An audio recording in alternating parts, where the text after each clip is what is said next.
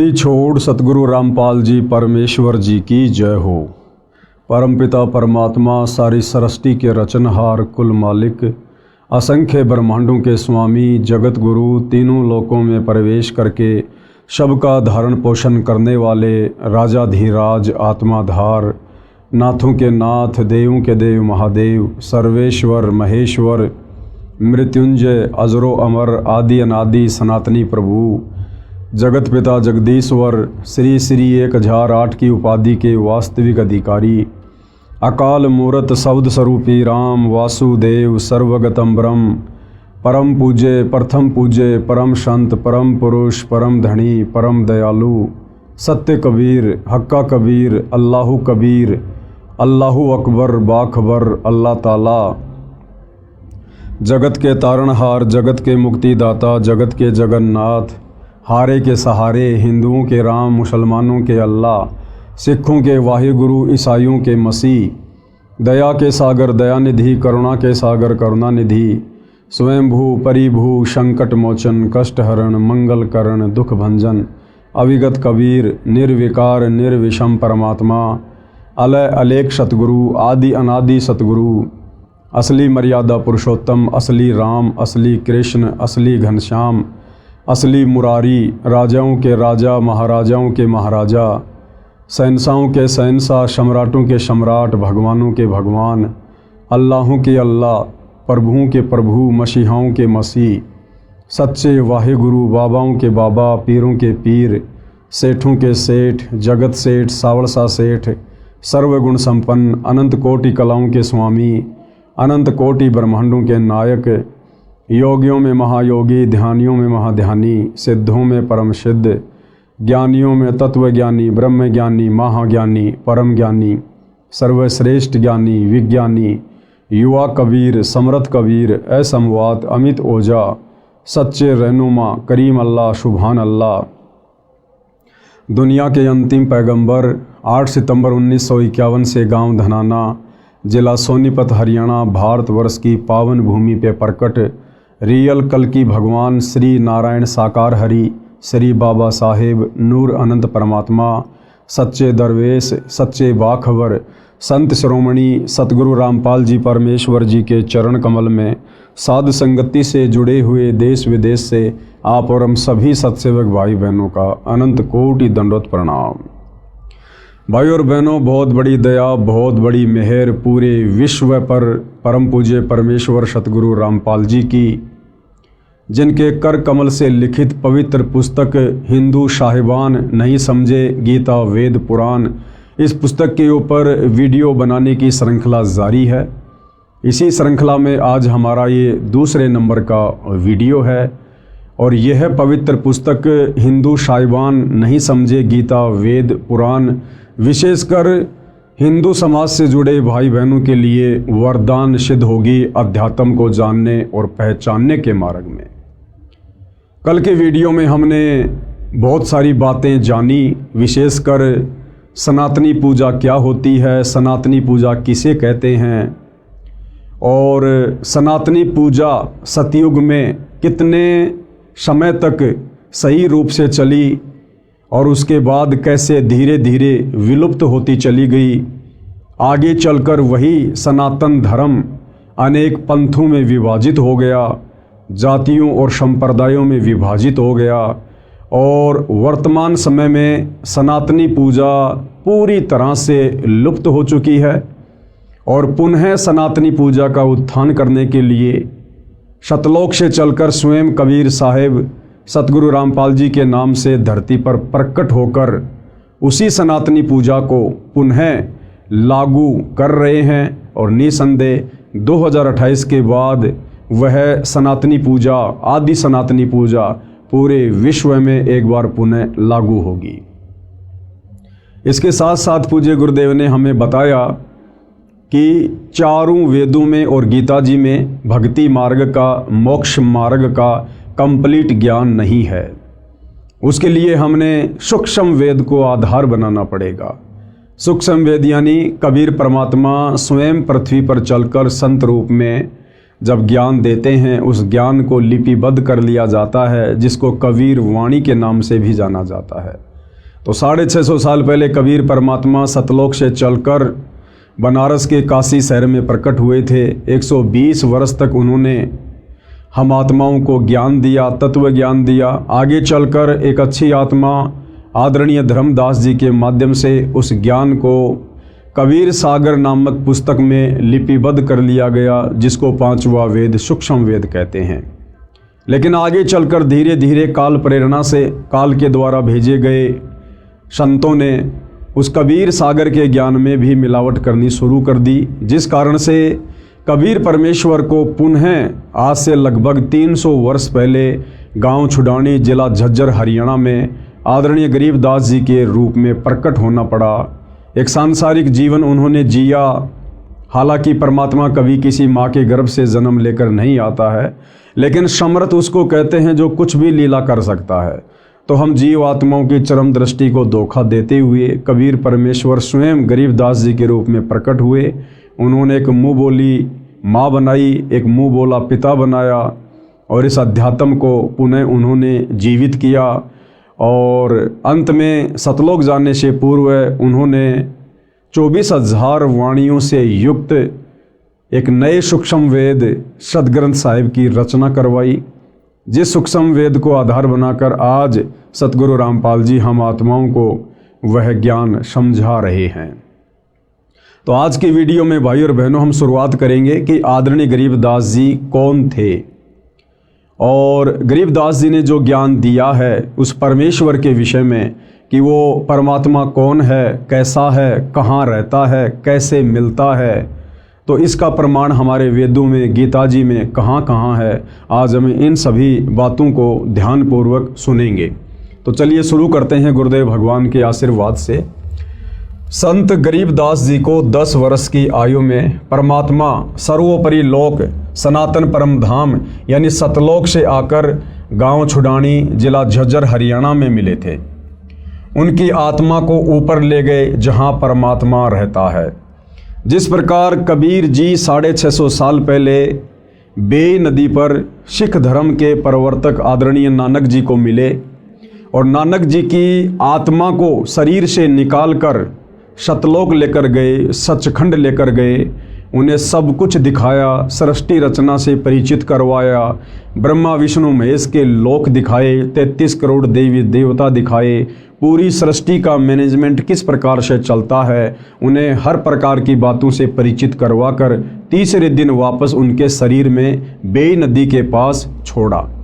ठीक इसी प्रकार वही कबीर परमात्मा अपना डबल रोल करते हुए आप और हम आत्माओं को अध्यात्म ज्ञान समझाते हुए पहले तो गरीबदास जी के रूप में धरती पर शिशु रूप में प्रकट हो जाते हैं, और जब गरीबदास जी के रूप में कबीर परमात्मा 10 वर्ष के होते हैं, उसके बाद अपने दूसरे रूप में जिंदा बाबा वाले रूप में गरीबदास जी को मिलते हैं और सांसारिक लोक दिखावे में गरीबदास जी की आत्मा को निकाल कर सतलोक लेकर जाते हैं। और नानक जी की तरह उन्हें भी हर प्रकार की बातों से, सृष्टि रचना से, देवी देवताओं की स्थिति से, सर्व ब्रह्मांडों से धर्मराज के दरबार में ले जाकर सब कुछ दिखाकर कंप्लीट अध्यात्म ज्ञान उन्हें देते हैं, उनका ज्ञान योग खोलते हैं और वापस गरीबदास जी को उसी शरीर में छोड़ देते हैं। उसके बाद गरीबदास जी ने 24,000 वाणियों युक्त सदग्रंथ साहिब की रचना की। उनकी आत्मा को ऊपर ले गए जहां परमात्मा रहता है। अब वो परमात्मा कहाँ रहता है, कौन है वो परमात्मा, कैसा है वो परमात्मा, इसका जिक्र, इसका वर्णन वेदों में कहाँ कहाँ है। प्रमाण ऋग्वेद मंडल 9 सूक्त 54 मंत्र 3 में कहा है कि परमेश्वर सबसे ऊपर के लोक में विराजमान है। परमेश्वर यानी परम अक्षर ब्रह्म, सत्य पुरुष, कबीर देव सबसे ऊपर के लोक में विराजमान है। अब भाई और बहनों, हिंदू समाज के जो श्रद्धालु धर्मगुरु श्री रामचंद्र जी को भगवान कहते हैं, परमात्मा कहते हैं, श्री कृष्ण जी को भगवान कहते हैं, परमात्मा कहते हैं। अब जिस समय ये वेद लिखे गए थे उस समय तक तो भाई और बहनों श्री राम और श्री कृष्ण जी का जन्म भी नहीं हुआ था। तो ये कहाँ से पूर्ण परमात्मा हो सकते हैं, समर्थ भगवान हो सकते हैं? क्योंकि वेद सतयुग में मनु को मिले थे, मनु ने फिर आगे ऋषियों को दिया, फिर आगे आम समाज में ये ज्ञान उतारा गया।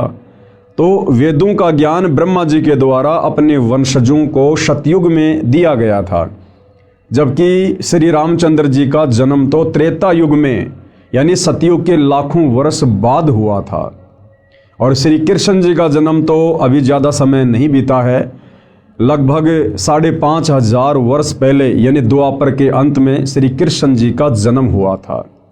तो वेदों में जिस पूर्ण ब्रह्म परमात्मा का जिक्र है वो परमात्मा कौन है? वो है असल में आदि राम, सबसे पहले वाला राम। वो है वास्तव में परमात्मा, परम अक्षर ब्रह्म। ऋग्वेद मंडल 9 सूक्त 54 मंत्र 3 में कहा है कि परमेश्वर सबसे ऊपर के लोक में विराजमान है। प्रमाण के लिए देखें ये फोटोकॉपी इस मंत्र की, जिसका अनुवाद आर्य समाज के अनुवादकों ने किया है। इसके प्रकाशक तिलकराज आर्य, अध्यक्ष आर्य प्रकाशन 814, कुंडेवालान अजमेरी गेट दिल्ली है, तथा मुद्रक अजय प्रिंटर्स शाहदरा दिल्ली है। और इसमें क्या कुछ लिखा गया है पूर्ण ब्रह्म परमात्मा परम अक्षर ब्रह्म की स्थिति के विषय में हम देखते हैं। प्रमाण ऋग्वेद मंडल नंबर 9 सूक्त 54 मंत्र 3। ये मंत्र आपके सामने है, आप इसको देख सकते हैं, पढ़ सकते हैं। इसका वास्तविक अनुवाद सतगुरु रामपाल जी ने किया है, जो इस प्रकार से है। विवेचन में हम पढ़ते हैं परमेश्वर ने क्या लिखा है, किस प्रकार समझाया है। विवेचन ऋग्वेद मंडल 9 सूक्त 54 मंत्र 3 की फोटोकॉपी में आप देखें, इसका अनुवाद आर्य समाज के विद्वानों ने किया है। यानी समाज को ये भ्रमणा ना हो कि भाई कहीं संत रामपाल जी ने अपनी तरफ से तो वेदों के इन मंत्रों का अनुवाद नहीं कर दिया गया है। इसलिए आप भाई बहनों की संतुष्टि के लिए, आपके विश्वास के लिए आर्य समाज के जिन विद्वानों को आप जी संस्कृत के प्रकांड ज्ञाता मानते हैं, वेदों के मर्मज्ञ मानते हैं, उन्हीं के द्वारा अनुवादित वेदों की फोटोकॉपी आपको दिखाई गई है, ताकि आपको कोई शंका ना रहे है कि परमेश्वर के विषय में उन विद्वानों ने क्या कुछ लिखा है। उनके अनुवाद में भी स्पष्ट है कि वह परमात्मा भुवनोपरि यानी संपूर्ण ब्रह्मांडों के ऊर्ध्व यानी ऊपर वाले, अर्थात ऊपर तिष्ठति यानी विराजमान है, ऊपर बैठा है, कि वो सबका परमात्मा जो तीनों लोकों में प्रवेश करके सबका धारण पोषण करता है, परम अक्षर ब्रह्म, वो तीनों लोकों से ऊपर यानी वो सतलोक में विराजमान है, सनातन परम धाम में विराजमान है वो परमात्मा। इसका यथार्थ अनुवाद इस प्रकार है। अयम यानी यह, सोम यानी देव, चंद्रमा जैसा शीतल अमर परमेश्वर सूर्य है, सूर्य के नए यानी समान, विश्वानी यानी सर्व को यानी सभी को, पुनान यानी पवित्र करता हुआ, भुवनोपरि अर्थात सर्व ब्रह्मांडों के ऊर्ध्व अर्थात ऊपर, तिष्ठति यानी बैठा है। अब भावार्थ में हम इसको अच्छे से समझेंगे। भावार्थ में पूज्य गुरुदेव भगवान ने हमें किस प्रकार से समझाया है।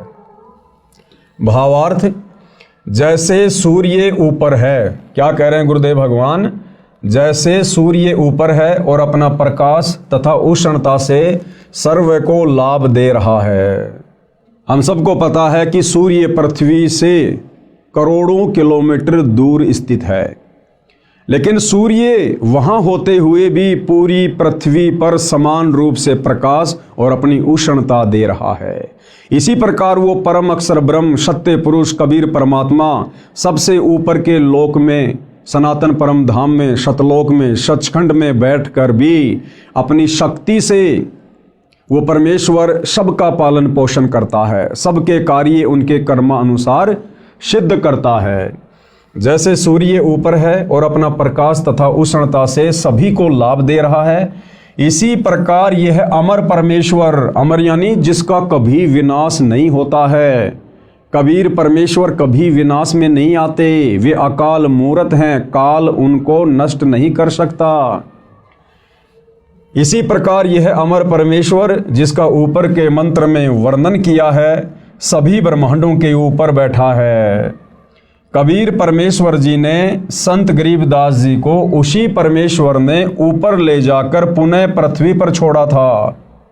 उनको मरा हुआ जानकर अंतिम संस्कार के लिए चिता पर रख दिया गया था। ये गरीबदास जी के विषय में एक लंबी कहानी है कि किस प्रकार से गरीबदास जी को मरा हुआ जानकर जब उनकी आत्मा को शरीर से निकालकर जिंदा बाबा के रूप में कबीर परमात्मा सतलोक लेकर गए थे, तो पीछे से गांव वालों ने सोचा कि गरीबदास जी मर चुका है और उनको मरा हुआ जानकर उनके शरीर को चिता पर लेटा दिया था। उसी समय सतलोक में बैठे परमात्मा ने कहा कि गरीबदास देख, तेरे शरीर को मरा हुआ जानकर तुझे जलाने जा रहे हैं बेटा, वो तेरे शरीर को नष्ट कर देंगे, अब तू तुरंत नीचे जा। और कबीर परमात्मा ने सेकंडों में सतलोक से, जिस सतलोक की दूरी पाताल लोक से 16 शंख कोश है, एक सेकंड के अंदर कबीर परमेश्वर ने अपनी शक्ति से गरीबदास जी के शरीर में वापस आत्मा प्रवेश करवा दी। उनको मृतक जानकर अंतिम संस्कार के लिए चिता पर रख दिया था। अचानक जीवित हो गया। फिर 51 वर्ष जीवित रहे, कुल 61 वर्ष जीवित रहे। उनको परमात्मा ने संपूर्ण अध्यात्म ज्ञान यानी तत्व ज्ञान यानी सूक्ष्म वेद यानी 5वां वेद, जो ज्ञान देने के लिए परमात्मा सतलोक से आते हैं, जो मुक्ति का ज्ञान चारों वेदों में नहीं है, गीता जी में नहीं है, वो 5वां वेद सूक्ष्म वेद जिसको तत्व ज्ञान कहते हैं, वो सारा का सारा ज्ञान परमात्मा ने आदरणीय गरीबदास जी के हृदय में प्रवेश कर दिया था और उनका ज्ञान योग खोल दिया था। उनका ज्ञान योग खोल दिया। उसके पश्चात संत गरीबदास जी ने बताया कि कुल का मालिक एक है। भाइयों और बहनों, जिस प्रकार से परमात्मा ने वेद व्यास जी का ज्ञान योग खोल दिया था और वेद व्यास जी ने पहले के युगों में घटित घटनाओं का चित्रण ज्यों का त्यों 18 पुराणों में, गीता जी में, वेदों में और बहुत सारे ग्रंथ लिखकर उन्होंने किया, इसी प्रकार पूर्ण ब्रह्म परमात्मा अक्षर पुरुष कबीर देव ने आदरणीय गरीबदास जी का भी ज्ञान योग खोल दिया था। और आदरणीय गरीबदास जी आज से पहले का और आगे होने वाली घटनाओं का सब कुछ वो जान सकते थे और देख सकते थे। संत गरीबदास जी ने बताया कि कुल का मालिक एक है, क्योंकि गरीबदास जी भाइयों और बहनों कबीर परमात्मा के साथ जाकर पूरी सृष्टि के ज्ञान से परिचित हो चुके थे। सतलोक जाने के बाद परमात्मा ने उनको नीचे ब्रह्मा जी का लोक दिखाया, विष्णु जी का लोक दिखाया, क्योंकि सतलोक जाने के बाद आत्मा की हृदय वाली आंखें खुल जाती है, दिव्य दृष्टि खुल जाती है। सतलोक में बैठे बैठे ये जीव यहाँ का सब कुछ बिल्कुल स्पष्ट रूप से देख सकते हैं, जिस प्रकार हम दूरबीन से बहुत दूर की वस्तु भी साफ साफ देख सकते हैं। तो सतलोक में बैठे बैठे गरीबदास जी ने नीचे के सारे ब्रह्मांडों को देखा, ब्रह्मा विष्णु महेश के लोक को देखा, दुर्गा के लोक के देखा, काल का 21वां ब्रह्मांड देखा जहाँ पर वो बैठा हुआ रहता है और जीव आत्माओं को तपस्या पर भून भून के खाता है। ये सारा ज्ञान आदरणीय गरीबदास जी को कबीर परमेश्वर ने दिया। उस आधार से गरीबदास जी कह रहे हैं। उसके पश्चात संत गरीबदास जी ने बताया कि कुल का मालिक एक है, यानी सबसे सर्वोपरि परमात्मा एक ही है, सबसे सर्वशक्तिमान परमात्मा एक ही है, पूरी सृष्टि का धारण पोषण करने वाला, सभी जीवात्माओं को अपनी शक्ति से चलाने वाला, सारे ब्रह्मांडों का संचालन करने वाला वो परमात्मा केवल एक ही है, कबीर परमात्मा, परम अक्षर ब्रह्म, सत्य पुरुष। वह परम अक्षर ब्रह्म यानी सत्य पुरुष है। विश्व के सब प्राणी उसी के बच्चे हैं, यानी ब्रह्मा विष्णु महेश, 33 करोड़ देवी देवता, दुर्गा, काल, महाकाल, जितने भी जीव हैं, प्राणी हैं इस सृष्टि में, हम सब उस कबीर परमेश्वर की वचन शक्ति से उत्पन्न उनके बच्चे हैं, हम उनकी संतान हैं। और असल में परमात्मा कहलाने के लायक केवल वे अकेले ही हैं।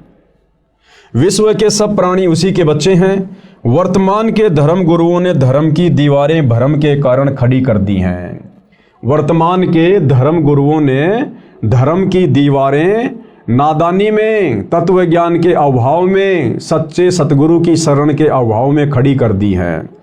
क्योंकि हमारे धर्म गुरुओं को, वो चाहे आदि शंकराचार्य जी रहे हों, चाहे वर्तमान के चारों शंकराचार्य हों, चाहे इनसे पहले वाले शंकराचार्य हों, या अन्य जितने भी संत महात्मा मंडलेश्वर हैं, इन्होंने संस्कृत का ज्ञान तो ग्रहण कर लिया, लेकिन एक संस्कृत भाषा को पढ़ने से, लिखने से, उसका ज्ञान हो जाने से वेदों का ज्ञान समझ में आ जाएगा, वो संकेत समझ में आ जाएंगे, ये जरूरी नहीं होता है। तो हमारे आचार्यों को, शंकराचार्यों को, धर्म गुरुओं को, इनको संस्कृत भाषा का तो ज्ञान था, लेकिन संस्कृत भाषा में वेदों के श्लोक हमें भक्ति मार्ग के विषय में क्या समझाना चाहते हैं, ये हमारे धर्मगुरु नहीं समझ पाए। और जितना उन्होंने समझा अपनी बुद्धि अनुसार, उस प्रकार से उल्टा सीधा ज्ञान उन्होंने समाज में पेश कर दिया, जिस कारण से सनातन धर्म के टुकड़े होते चले गए। सनातन धर्म से फिर मुसलमान धर्म निकला, हिंदू धर्म निकला, ईसाई धर्म निकला, जैन धर्म निकला, नया सिख धर्म बन गया, बहुत सारे संप्रदाय और जातियां बनती चली गई, सिर्फ और सिर्फ तत्व ज्ञान के अभाव में, इन सदग्रंथों को ना समझ पाने के कारण हमारे धर्मगुरुओं ने धीरे धीरे समाज को अनेक संप्रदायों में बांट दिया। अन्यथा आदरणीय गरीबदास जी कह रहे हैं, गरीब वही मोहम्मद वही महादेव, वही आदम वही ब्रह्मा, गरीबदास दूसरा कोई नहीं, देख आपने घर मां। क्या कह रहे हैं गरीबदास जी? हम सभी आत्माओं को समझाते हुए, जो आपस में धर्मों में बढ़ चुके हैं, कोई हिंदू बन गया, कोई मुसलमान बन गया, कोई सिख बन गया, कोई ईसाई बन गया, तो जब गरीबदास जी परमपिता परमात्मा कबीर जी के साथ सतलोक गए थे और उन्होंने जब सब कुछ देखा, उसके बाद गरीबदास जी ने वापस आकर अपनी अमृतवाणी में कहा है कि भाई और बहनों, ना तो मुसलमान अलग है, ना मुसलमान धर्म के प्रवर्तक अलग हैं, ना हिंदू धर्म अलग हैं, ना हिंदू धर्म के देवी देवता अलग हैं। और क्या कहा? गरीब वही मोहम्मद और वही महादेव। गरीबदास जी कह रहे हैं कि मुसलमान धर्म के प्रवर्तक हजरत मोहम्मद, ये कौन थे, ये कहाँ से आए थे? कह रहे हैं कि ये शंकर जी के गण थे। हजरत मोहम्मद वाली आत्मा, ये महादेव यानी शंकर जी के लोक से आए थे, और वही आदम वही ब्रह्मा। और मुसलमान धर्म जिसे इंसानों का बाप कहते हैं, बाबा आदम, गरीबदास जी कह रहे हैं कि वो बाबा आदम वो ब्रह्मा जी के लोक से आए थे। वो ब्रह्मा जी के लोक में वो एक गण थे और ब्रह्मा जी ने उनको नीचे भेजा था। यानी कोई हिंदू मुसलमान अलग अलग नहीं है। ये तो हमारे धर्म गुरुओं की नादानी के कारण है, मुसलमान धर्म गुरुओं की नादानी के कारण, हिंदू धर्म गुरुओं की नादानी के कारण, जो इन शास्त्रों को ठीक से समझ नहीं पाए और सच्चा ज्ञान समाज में पेश नहीं कर पाए। फिर हम लोगों ने अपने आप को भिन्न भिन्न समझ लिया।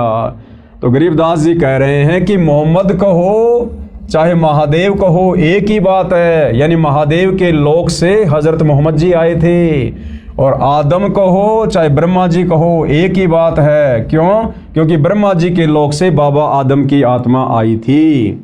और कह रहे हैं गरीबदास दूसरा कोई नहीं, देख अपने घर मां।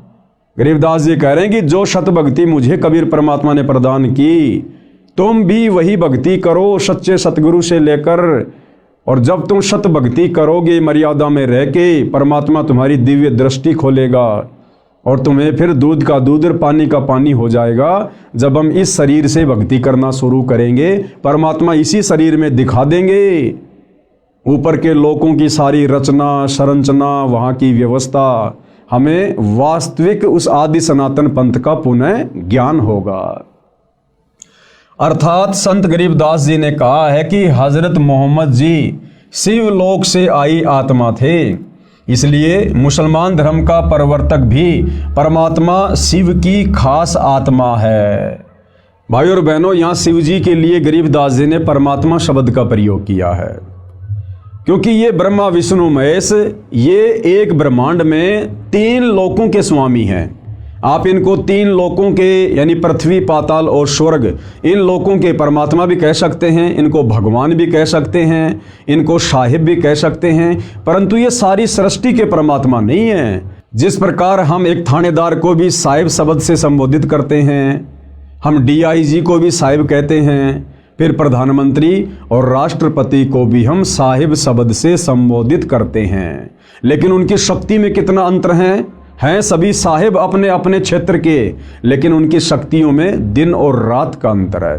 इसी प्रकार ब्रह्मा विष्णु महेश को भी कहीं कहीं पर परमात्मा की संज्ञा दी गई है, भगवान की संज्ञा दी गई है, परंतु ये ब्रह्मा विष्णु महेश जी उस परमात्मा की श्रेणी में नहीं है, उस भगवान की श्रेणी में नहीं है जो वास्तव में सारी सृष्टि का संचालन करता है, जो वास्तव में पूरे ब्रह्मांड की आत्माओं का धारण पोषण करता है। इसलिए मुसलमान धर्म का प्रवर्तक भी परमात्मा शिव की खास आत्मा है। बाबा आदम के विषय में कहा जाता है कि ये ब्रह्मा जी के लोक से नीचे आए थे, इसलिए ब्रह्मा जी व आदम जी का मूल निवास स्थान एक ही है। यदि मेरी बात पर विश्वास नहीं होता है, गरीबदास जी कह रहे हैं, अगर आपको मेरी बातों पर विश्वास नहीं है तो अपने घर यानी शरीर रूपी महल में मेरी बताई साधना करके देखो। गरीबदास जी कह रहे हैं कि भैया मैं जो साधना तुम्हें बता रहा हूँ कबीर परमात्मा के द्वारा बताई गई, आप भी उसी साधना को मर्यादा में रह के करो, आपको भी स्पष्ट रूप से दिखाई देगा और आपकी सारी संशय समाप्त हो जाएंगी, आपकी दिव्य दृष्टि खुल जाएगी, यानी अध्यात्म को समझने की दृष्टि परमात्मा के आशीर्वाद से खुल जाएगी। फिर आपको विश्वास हो जाएगा कि विश्व के सभी मानव एक परमपिता की संतान है। उसके बाद भाई और बहनों हमारी भक्ति शुरू होती है। यदि हम धर्मों में बटे रहेंगे, जातियों में बटे रहेंगे, वर्णों में बटे रहेंगे और एक दूसरे को अपना शत्रु दुश्मन मानकर अगर हम इस दृष्टिकोण से चलने की कोशिश करेंगे तो हम भक्ति मार्ग पर कभी भी सफल नहीं हो सकते। हमने सबसे पहले उस एक परमपिता परमेश्वर को जानना पड़ेगा, पहचानना पड़ेगा, उनके विधान को, उनके संविधान को जानना पड़ेगा।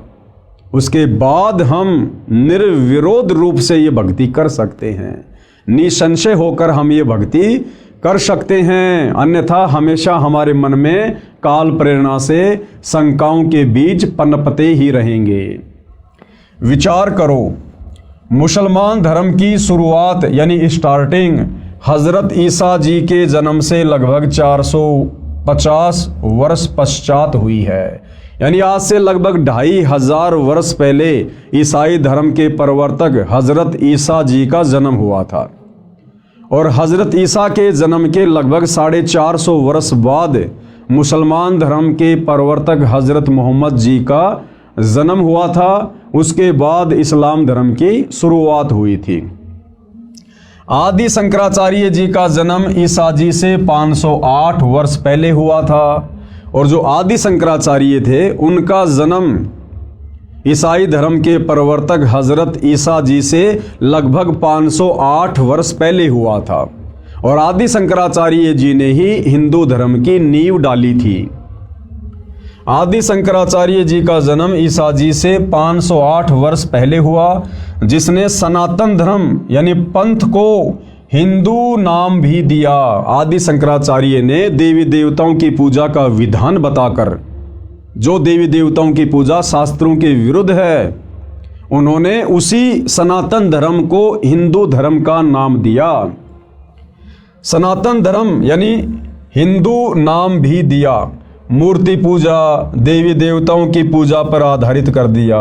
आदि शंकराचार्य जी से पहले कोई भी व्यक्ति मूर्ति पूजा नहीं किया करता था, पाखंड पूजा नहीं किया करता था, देवी देवताओं की पूजा नहीं हुआ करती थी। केवल वेदों के अनुसार एक ब्रह्म का ओम मंत्र जाप किया करते थे।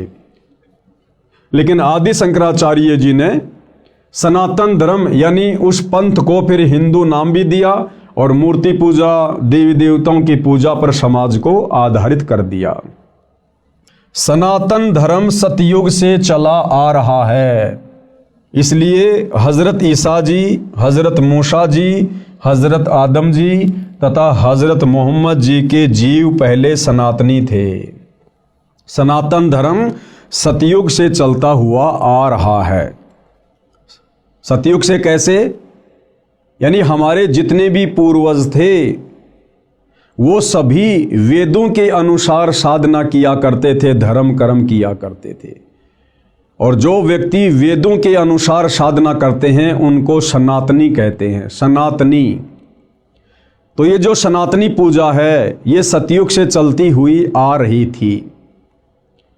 और हजरत मोहम्मद जी, हजरत ईसा जी, आदि शंकराचार्य जी, बाबा आदम जी, इन सभी जीवों की आत्माएं पहले के युगों में भी थी, क्योंकि जब तक हमारा पूर्णतया मोक्ष नहीं हो जाता है तब तक आत्मा शरीर धारण करती रहती है, कभी मनुष्य का तो कभी 84 लाख योनियों में पशु और पक्षियों का। तो गुरुदेव भगवान कहना ये चाह रहे हैं कि नादान आत्माओं, ये सनातनी पूजा, ये सनातन धर्म सतयुग से चलता हुआ आ रहा है। और इस सनातन धर्म के टुकड़े हुए आदि शंकराचार्य के बाद लगभग आज से 3200 साल पहले आदि शंकराचार्य जी का जन्म हुआ। उसके बाद हिंदू धर्म बना, उसके बाद ईसाई धर्म बना, उसके बाद मुसलमान धर्म बना, उसके बाद जैन और सिख धर्म बना। लेकिन आज से 3200 साल पहले यदि हम नज़र डालें तो केवल सनातनी पूजा हुआ करती थी, वेदों के अनुसार साधना हुआ करती थी। और 3200 साल पहले ना कोई हिंदू धर्म था, ना कोई मुसलमान धर्म था, ना कोई सिख था, ना कोई ईसाई था, ना कोई जैनी, ना कोई यहूदी, ना कोई मंगोली। तो विचार करने की बात यह है कि जो लोग ईसा को अपना इष्ट मानते हैं, अपना रब्बी मानते हैं, अपना गुरु मानते हैं और ईसा मसीह के पद चिन्हों पर चल रहे हैं, उन लोगों को विचार करना चाहिए कि आज से 3200 साल पहले यानी ईसा जी के जन्म से 508 वर्ष पहले भाई ईसाई धर्म का कहीं कोई नामो निशान भी नहीं था। और ईसा जी के उससे पहले भी मनुष्य जन्म होते हुए आ रहे हैं सतयुग से। तो आज से पहले ईसा जी कौन थे? सनातनी थे। इसी प्रकार मुसलमान धर्म के लोग हजरत मोहम्मद जी को अपने धर्म का प्रवर्तक मानते हैं। तो मुसलमान धर्म के व्यक्तियों को विचार करना चाहिए कि मुसलमान धर्म की शुरुआत तो लगभग 1400-1500 वर्ष पहले हुई है। और उससे पहले जो भी व्यक्ति थे, जो भी हमारे पूर्वज थे या मुसलमानों के पूर्वज थे, वो सभी सनातनी थे, वेदों के अनुसार साधना किया करते थे। 3200 साल पहले कोई मुसलमान धर्म नहीं था। तो सबको विचार करना चाहिए कि हम सब एक परमपिता परमात्मा के बच्चे हैं। हम सबका एक ही धर्म है, मानव धर्म। जिसके अंदर इंसानियत है, मानवता है, वो व्यक्ति धार्मिक है। और हमारी कोई जाति नहीं है, हम सब जीव हैं, जीव। कल को शरीर छूटने के बाद अगर भक्ति सही नहीं बनी तो 84 लाख योनियों में जाकर अन्य प्राणियों के शरीर धारण करेंगे। फिर 84 लाख योनियों का चक्कर काटने के बाद एक मनुष्य जन्म मिलेगा। और वो मनुष्य जन्म ना जाने फिर किस धर्म में मिल जाए, किस जाति में मिल जाए। जरूरी नहीं है कि मुसलमान धर्म का व्यक्ति मुसलमान धर्म में जन्म लेगा, हिंदू धर्म का व्यक्ति हिंदू धर्म में ही जन्म लेगा। क्योंकि वर्तमान में हम जितने भी व्यक्ति आपस में धर्मों में बटे हुए हैं, हिंदू, मुसलमान, सिख, ईसाई, आज से 3200 वर्ष पहले हमारे पूर्वज सनातनी थे, सभी वेदों के अनुसार साधना किया करते थे। हम सब के संस्कार आपस में रले मिले हैं। तो भाइयों और बहनों, हमने इस सत्य आध्यात्मिक ज्ञान को समझकर, पहचान कर, इतिहास में नज़र डालकर, उसके बाद आप और हमने सतगुरु रामपाल जी से सत उपदेश लेकर ये सत भक्ति शुरू करनी चाहिए। जिस सत भक्ति के करने से हमारी आत्मा का कल्याण होगा। फिर हमने ना कभी हिंदू बनना, ना मुसलमान बनना, ना सिख बनना, ना ईसाई बनना, ना इस गंदे लोक में जन्म मरण के चक्कर में पड़े रहना, ना हमने गधे कुत्ते सूअर की योनियों में जाना, ना हमने नरक भोगना। हम उस परम अक्षर ब्रह्म सत्य पुरुष कबीर देव के साथ में, जिस कबीर देव ने आदरणीय गरीबदास जी को ले जाकर अपना सनातन परम धाम सतलोक दिखाया, जिस परम अक्षर ब्रह्म कबीर देव ने बेई नदी से आदरणीय नानक जी की आत्मा को शरीर से निकालकर सचखंड ले जाकर सर्व ज्ञान कराया, सारे लोक दिखाए, वहाँ के सुख दिखाए, वहाँ के ठाट बाट दिखाए, सतलोक में रहने वाली आत्माओं से मिलाया।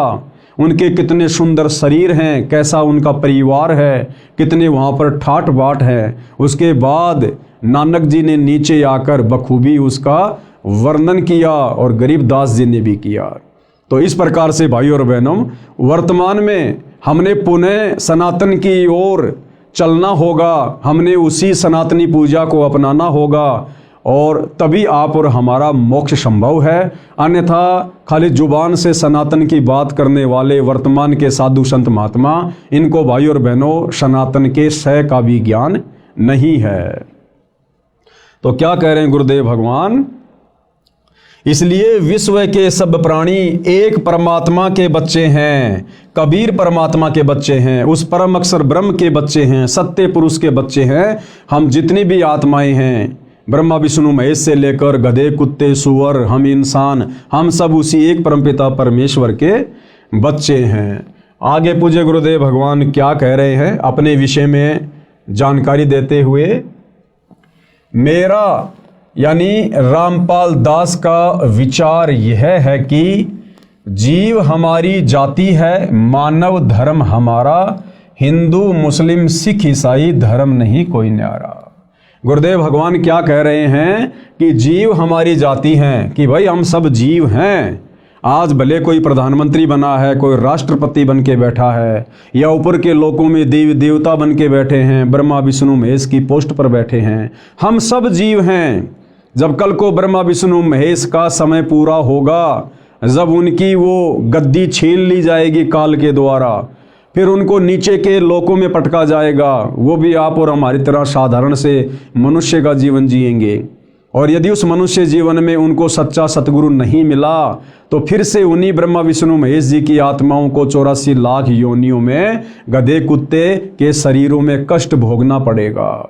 तो कहने का मतलब है हम सब जीव हैं, जीव। परमात्मा केवल एक ही है सृष्टि में, कबीर देव परम अक्षर ब्रह्म। तो परम पूज्य गुरुदेव सतगुरु रामपाल जी का यह नारा है कि जीव हमारी जाति है, यानी हमने इस प्रकार से अपने अभिमान अहंकार को त्याग देना चाहिए कि भाई हमारी कोई औकात नहीं है। आज यहाँ भले कोई 5 साल के लिए 10 साल के लिए प्रधानमंत्री बन के बैठा है, उसकी तूती बोल रही है, उसकी महिमा बोल रही है, उसके हाथों में सारी पावर है, शक्ति है, लेकिन कब तक? जिस दिन उसको प्रधानमंत्री के पद से हटा दिया जाएगा, वो शक्ति उसके हाथों में नहीं रहेगी।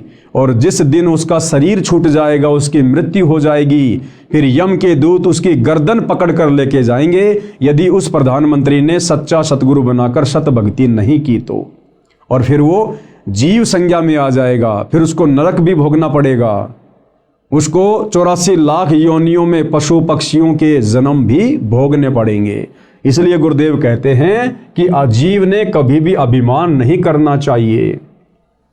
जीव हमारी जाति है और मानव धर्म हमारा, और जिसके अंदर नेक नीति है, मानवता है, इंसानियत है, दया धर्म है, कहते हैं यही सबसे बड़ा धर्म है।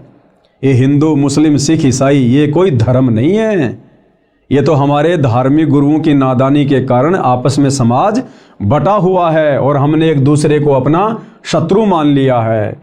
हिंदू मुस्लिम सिख ईसाई धर्म नहीं कोई न्यारा। अध्यात्म ज्ञान विज्ञान से सिद्ध करता हूं कि विश्व के प्राणी एक परमात्मा के बच्चे हैं, जो उस अपने पिता के पास जाने के लिए इच्छुक हैं। देखो भाई और बहनों, चाहे सतयुग में कोई भक्ति कर रहा था, तप कर रहा था, साधना कर रहा था, चाहे त्रेता में, चाहे द्वापर में, चाहे कलयुग के वर्तमान समय में, हर प्राणी इसी चाहत में भक्ति करता है कि मेरे को सदा के लिए सुख हो जाए। भाई और बहनों, हम देखते हैं बहुत सारी सीरियल में, बहुत सारी धार्मिक पुस्तकों में कि भाई हिरण्यकश्यप ने ब्रह्मा जी की साधना की, भस्मासुर ने शंकर जी की साधना की, विश्वामित्र जी ने साधना की, अन्य बड़े बड़े तपस्वियों ने साधना की, और उन्होंने ब्रह्मा जी को प्रसन्न किया, किसी ने विष्णु जी को, किसी ने शंकर जी को, किसी ने माता जी को। और जब वो देव उनके सामने उपस्थित होते थे, प्रकट होते थे उनकी साधना के प्रतिफल में विवश होकर उनको वरदान देने के लिए, तो भाई और बहनों आप ध्यान दीजिएगा, जब वो कहते थे कि मांगो वत्स तुम्हें क्या चाहिए, तुम्हारी साधना से मैं अति प्रसन्न हूँ, तो सबसे पहले वो यही मांगा करते थे कि हे भगवान मुझे वरदान दीजिए कि मैं अमर हो जाऊं, मैं किसी के भी मरने में ना आऊं, मुझे मारने में कोई भी सक्षम ना हो, मुझे फला फला राज्य अखंड प्राप्त हो जाए। तो वो ब्रह्मा विष्णु महेश यही कहा करते थे कि भाई ये हम नहीं कर सकते। इस सृष्टि में ना कोई अमर है, ना कोई अमर था, ना कोई अमर रहेगा। कौन सी सृष्टि में? काल के 21 ब्रह्मांड वाली सृष्टि में। फिर वो दूसरा वरदान मांगा करते थे कि ठीक है, मैं दिन में मरूं ना रात में मरूं, सुबह मरूं ना शाम में मरूं। इस प्रकार अपनी कल्पनाओं के आधार से वरदान वगैरह मांग लिया करते थे। और हम सबको पता है भाई और बहनों, अंत में उस हिरण्यकश्यप का अंत भगवान ने नरसिंह रूप धारण करके किया। तो इसी प्रकार से भाई और बहनों, जो भी साधु संत महात्मा या आम प्राणी भक्ति साधना करते हैं, उस साधना के प्रतिफल में उनकी यही इच्छा होती है कि मुझे सदा सदा का सुख हो जाए, मेरी कभी मृत्यु ना हो। लेकिन भाई इस 21 ब्रह्मांड में, इन 3 लोकों में, इस काल के लोक में हम चाहे कितनी साधना कर लें, यहाँ की उत्तम साधना है काल की, ब्रह्म की, जो गीता अध्याय 8 श्लोक नंबर 13 में वर्णन है कि ओम इति एक अक्षर ब्रह्म व्यवहारण माम अनुशमरण ये प्रयाति तजन देहम सयाति परमाम गतम। गीता का ज्ञान देने वाला भगवान ये ब्रह्म कह रहा है कि भाई मैं तो ब्रह्म लोक में रहता हूँ और मेरी साधना करने वाला ओम नाम के साथ में वो ब्रह्म लोक में आ जाता है।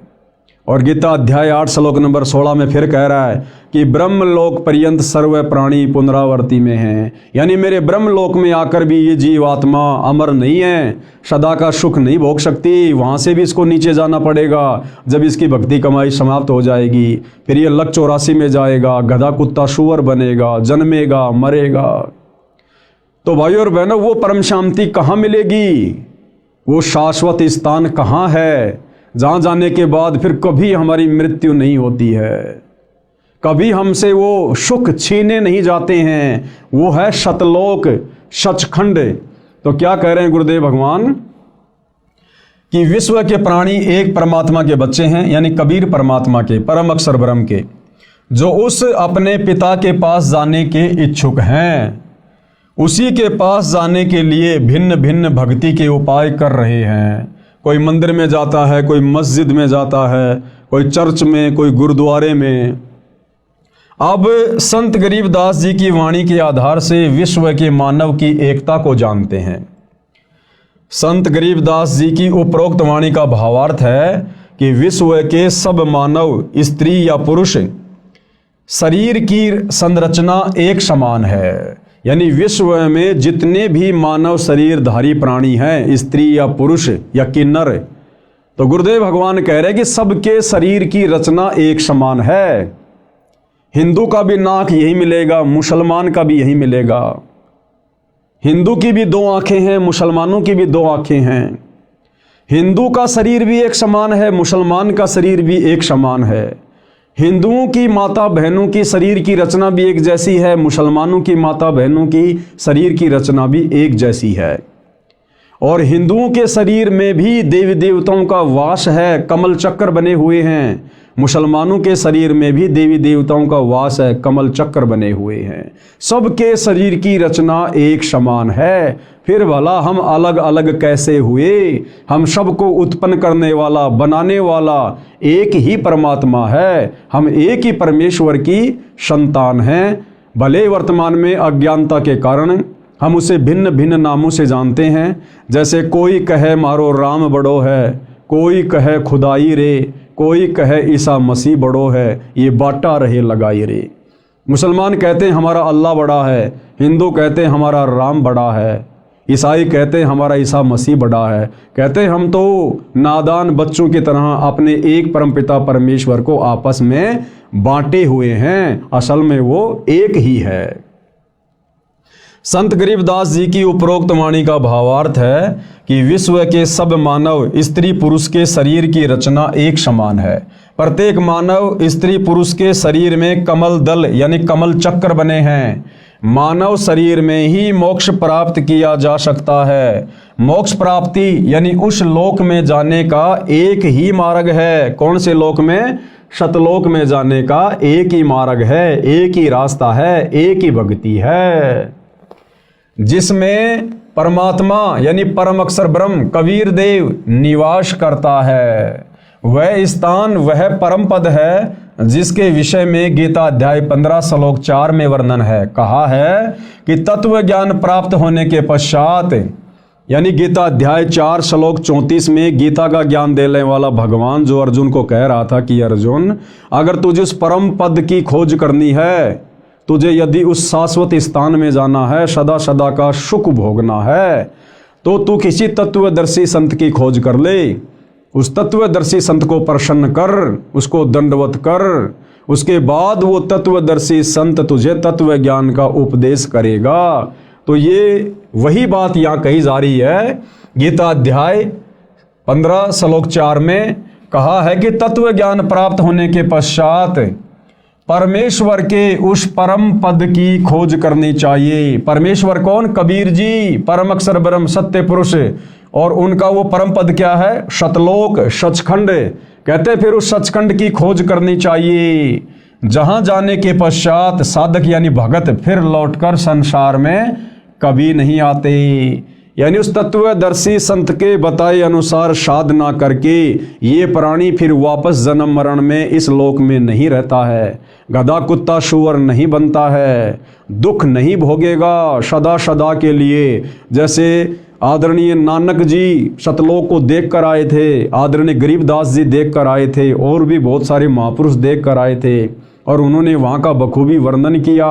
कहते हैं फिर ये साधक उस तत्वदर्शी संत की शरण में जाकर उसके बताए अनुसार साधना करके उस परमपिता परमेश्वर कबीर साहिब के परम पद को प्राप्त हो जाता है, जहाँ जाने के बाद प्राणी वापस लौटकर इस गंदे संसार में नहीं आता है। जहाँ जाने के पश्चात साधक यानी भगत फिर लौटकर संसार में कभी नहीं आते। जिस परमेश्वर से संसार रूप वृक्ष की प्रवृत्ति विस्तार को प्राप्त हुई है, यानी जिसने सृष्टि की उत्पत्ति की है, जो सबका धारण पोषण करने वाला है, उसकी भक्ति करो। जो ब्रह्मा विष्णु महेश का भी धारण पोषण करता है, 33 करोड़ देवी देवताओं का भी धारण पोषण करता है, सृष्टि के प्रत्येक प्राणी का धारण पोषण करता है। कहते हैं तत्वदर्शी संत को गुरु धारण करके उस परमेश्वर की भक्ति करो। तो भाइयों और बहनों, वो परमात्मा परम अक्षर ब्रह्म सत्य पुरुष कबीर देव स्वयं ही अपना ज्ञान बताने के लिए तत्वदर्शी संत की भूमिका करने के लिए पृथ्वी पर एक मनुष्य के रूप में प्रकट होता है, एक संत रूप में, सतगुरु रूप में। और निसंदेह वर्तमान में सतगुरु रामपाल जी पूरी पृथ्वी पर एकमात्र तत्वदर्शी संत हैं। तो सतगुरु रामपाल जी क्या परम शक्ति है, आप भली भांति समझ सकते हैं। और वर्तमान में पूर्ण तत्वदर्शी संत सतगुरु रामपाल जी से उपदेश लेकर ही हम उस परम पद को, सतलोक को प्राप्त कर सकते हैं। दूसरा कोई साधन, कोई विकल्प कहीं भी आपको देखने और सुनने को नहीं मिलेगा। अब आगे गुरुदेव भगवान क्या कह रहे हैं। प्रमाण के लिए पेश है फोटोकॉपी गीता अध्याय 15 श्लोक 4 की, जिसके अनुवादक श्री जय दयाल गोविंदका जी हैं। प्रकाशक व मुद्रक गीता प्रेस गोरखपुर है। अब हम भाई बहनों को कैसे विश्वास हो कि उस परम पद के विषय में गीता जी में कहाँ लिखा हुआ है, क्योंकि आज से पहले तो हमारे किसी भी धर्म गुरु ने इस प्रकार से गीता जी को खोल खोल के, वेदों को खोल खोल के उनके श्लोक नहीं दिखाए, नहीं पढ़ाए। और आज से पहले हमारे पूर्वज अनपढ़ थे, उनको अक्षर ज्ञान नहीं था, उनको पढ़ने लिखने का भी अधिकार नहीं था। और जितने भी हमारे सदग्रंथ थे ये सारे के सारे संस्कृत भाषा में थे, जिस कारण से हमारे पूर्वज इनको समझ भी नहीं सकते थे। तो जैसा हमारे धर्म गुरुओं ने हमारे को धर्म के विषय में बताया, गीता जी के विषय में बताया, वेदों के अंदर क्या ज्ञान है हमें जैसा भी बता दिया गया, हमारे पूर्वजों ने सहर स्वीकार कर लिया। लेकिन भाइयों और बहनों, आज सतगुरु रामपाल जी उंगली रख रख कर हमें इन समस्त धार्मिक ग्रंथों की गूढ़ सच्चाई से परिचित करवा रहे हैं। तो वर्तमान में धोखे की किसी प्रकार की कोई शंका नहीं होनी चाहिए। और बुद्धिमान समाज ने भी अपनी आंखों से इन समस्त प्रमाणों को देखकर, सबूतों को देखकर, जो हमारे ही धर्म की पवित्र पुस्तकों में वर्णित है, आप और हमने इस सच्चाई को फिर स्वीकार भी करना चाहिए अपनी आत्मा के कल्याण के लिए। तो गीता अध्याय 15 श्लोक 4 हमें क्या ज्ञान दे रहा है। ये गीता प्रेस गोरखपुर से प्रकाशित है और इसके अनुवादक जयदयाल गोविंदका जी हैं। और इसमें क्या कुछ लिखा है भाई और बहनों, हम ध्यान से इस श्लोक को पढ़ते हैं पूज्य गुरुदेव जी के आशीर्वाद से। तो भाई और बहनों, ये श्लोक लिखा हुआ है, आपकी आंखों के सामने है। यदि आपके पास में गीता जी है तो आप जी मिलान कर सकते हैं। जयदयाल गोविंदका जी ने संस्कृत के सामने हिंदी में अनुवाद किया है, आपकी आंखों के सामने है। उसके पश्चात उस परम पद रूप परमेश्वर को भली भांति खोजना चाहिए, जिसमें गए हुए पुरुष फिर लौटकर संसार में नहीं आते, और जिस परमेश्वर से इस पुरातन संसार वृक्ष की प्रवृत्ति विस्तार को प्राप्त हुई है, उसी आदि पुरुष नारायण के मैं शरण हूं। देखो भाई और बहनों, गीता जी का ज्ञान देने वाला भगवान, जिसको पूरा हिंदू समाज भगवान मान चुका था, परमात्मा मान चुका था, गीता का ज्ञान देने वाला भगवान अर्जुन से खुद कह रहा कि अर्जुन मैं भी उसी की शरण में हूं। यानी हम भाई बहन तो अनजाने में गीता का ज्ञान देने वाले भगवान की शरण को उत्तम शरण मान कर बैठे हुए थे, लेकिन गीता जी का ज्ञान देने वाला भगवान तो कह रहा कि अर्जुन, जिस परमपिता परमेश्वर ने इस संसार रूपी वृक्ष की प्रवृत्ति को पैदा किया है, बनाया है सृष्टि को, कहते मैं भी उसी आदि नारायण की शरण में हूं। आदि नारायण यानी सबसे पहले वाला परमात्मा, जिसने सृष्टि बनाई, जिससे पहले कुछ भी नहीं था। कहते उसी आदि पुरुष नारायण के मैं शरण हूं। इस प्रकार दृढ़ निश्चय करके उस परमेश्वर का मनन और नित्य ध्यान करना चाहिए। यानी गीता का ज्ञान देने वाला भगवान भी उसी परमपिता परमात्मा अक्षर पुरुष सत्य पुरुष कबीर देव की भक्ति करने की सलाह दे रहा है। अब आगे क्या कुछ लिखा हुआ है भाई और बहनों, पढ़ते हैं पूज्य गुरुदेव जी के आशीर्वाद से। शरीर में बने कमलों की जानकारी, यानी शरीर चाहे हिंदू का हो, चाहे मुसलमान का, सिख का, चाहे ईसाई का, सबके शरीर की रचना एक समान है, क्योंकि हम सब एक ही परमपिता परमेश्वर के बच्चे हैं। और हमारे शरीर में कमल दल, कमल चक्कर कहाँ कहाँ हैं, किन किन देवताओं का उनमें वास है, पूज्य गुरुदेव भगवान के आशीर्वाद से हम जानकारी प्राप्त करते हैं। परम अक्षर ब्रह्म यानी सबके मालिक के परम धाम स्थान में जाने का एक मार्ग है, यानी सतलोक में जाने का केवल एक ही भक्ति मार्ग है, जो उस तत्वदर्शी संत के पास है। और वो तत्वदर्शी संत वर्तमान में धरती पर सतगुरु रामपाल जी हैं, जो मानव शरीर में बने कमल चक्रों से होकर गुजरता है। अन्य कोई मार्ग नहीं है। यानी सतगुरु रामपाल जी इस पूरे विश्व में एकमात्र हमें वो सत भक्ति प्रदान करने के लिए आए हैं, जिससे हमारे शरीर में बने कमल चक्र खुलेंगे, और इनके खुलने के बाद ही हमारी आत्मा अंतिम समय में जब शरीर छोड़ेगी तो उन्हीं कमल चक्रों में से होकर त्रिकुटी पर जाएगी, उस परम अक्षर ब्रह्म के परम धाम को जाएगी, सतलोक को जाएगी। दूसरा कोई मार्ग नहीं है, अन्य कोई मार्ग नहीं है। ये कमल चक्कर मानव शरीर में रीढ़ की हड्डी के साथ साथ अंदर की ओर स्थान स्थान पर बने हैं, जिनकी स्थिति समझने के लिए कृपया मानव चित्र को देखिएगा। अब वो कमल चक्कर का यहाँ पर एक फोटो बनाकर हमें समझाया गया है। तो भाई और बहनों, ये फोटो कॉपी है।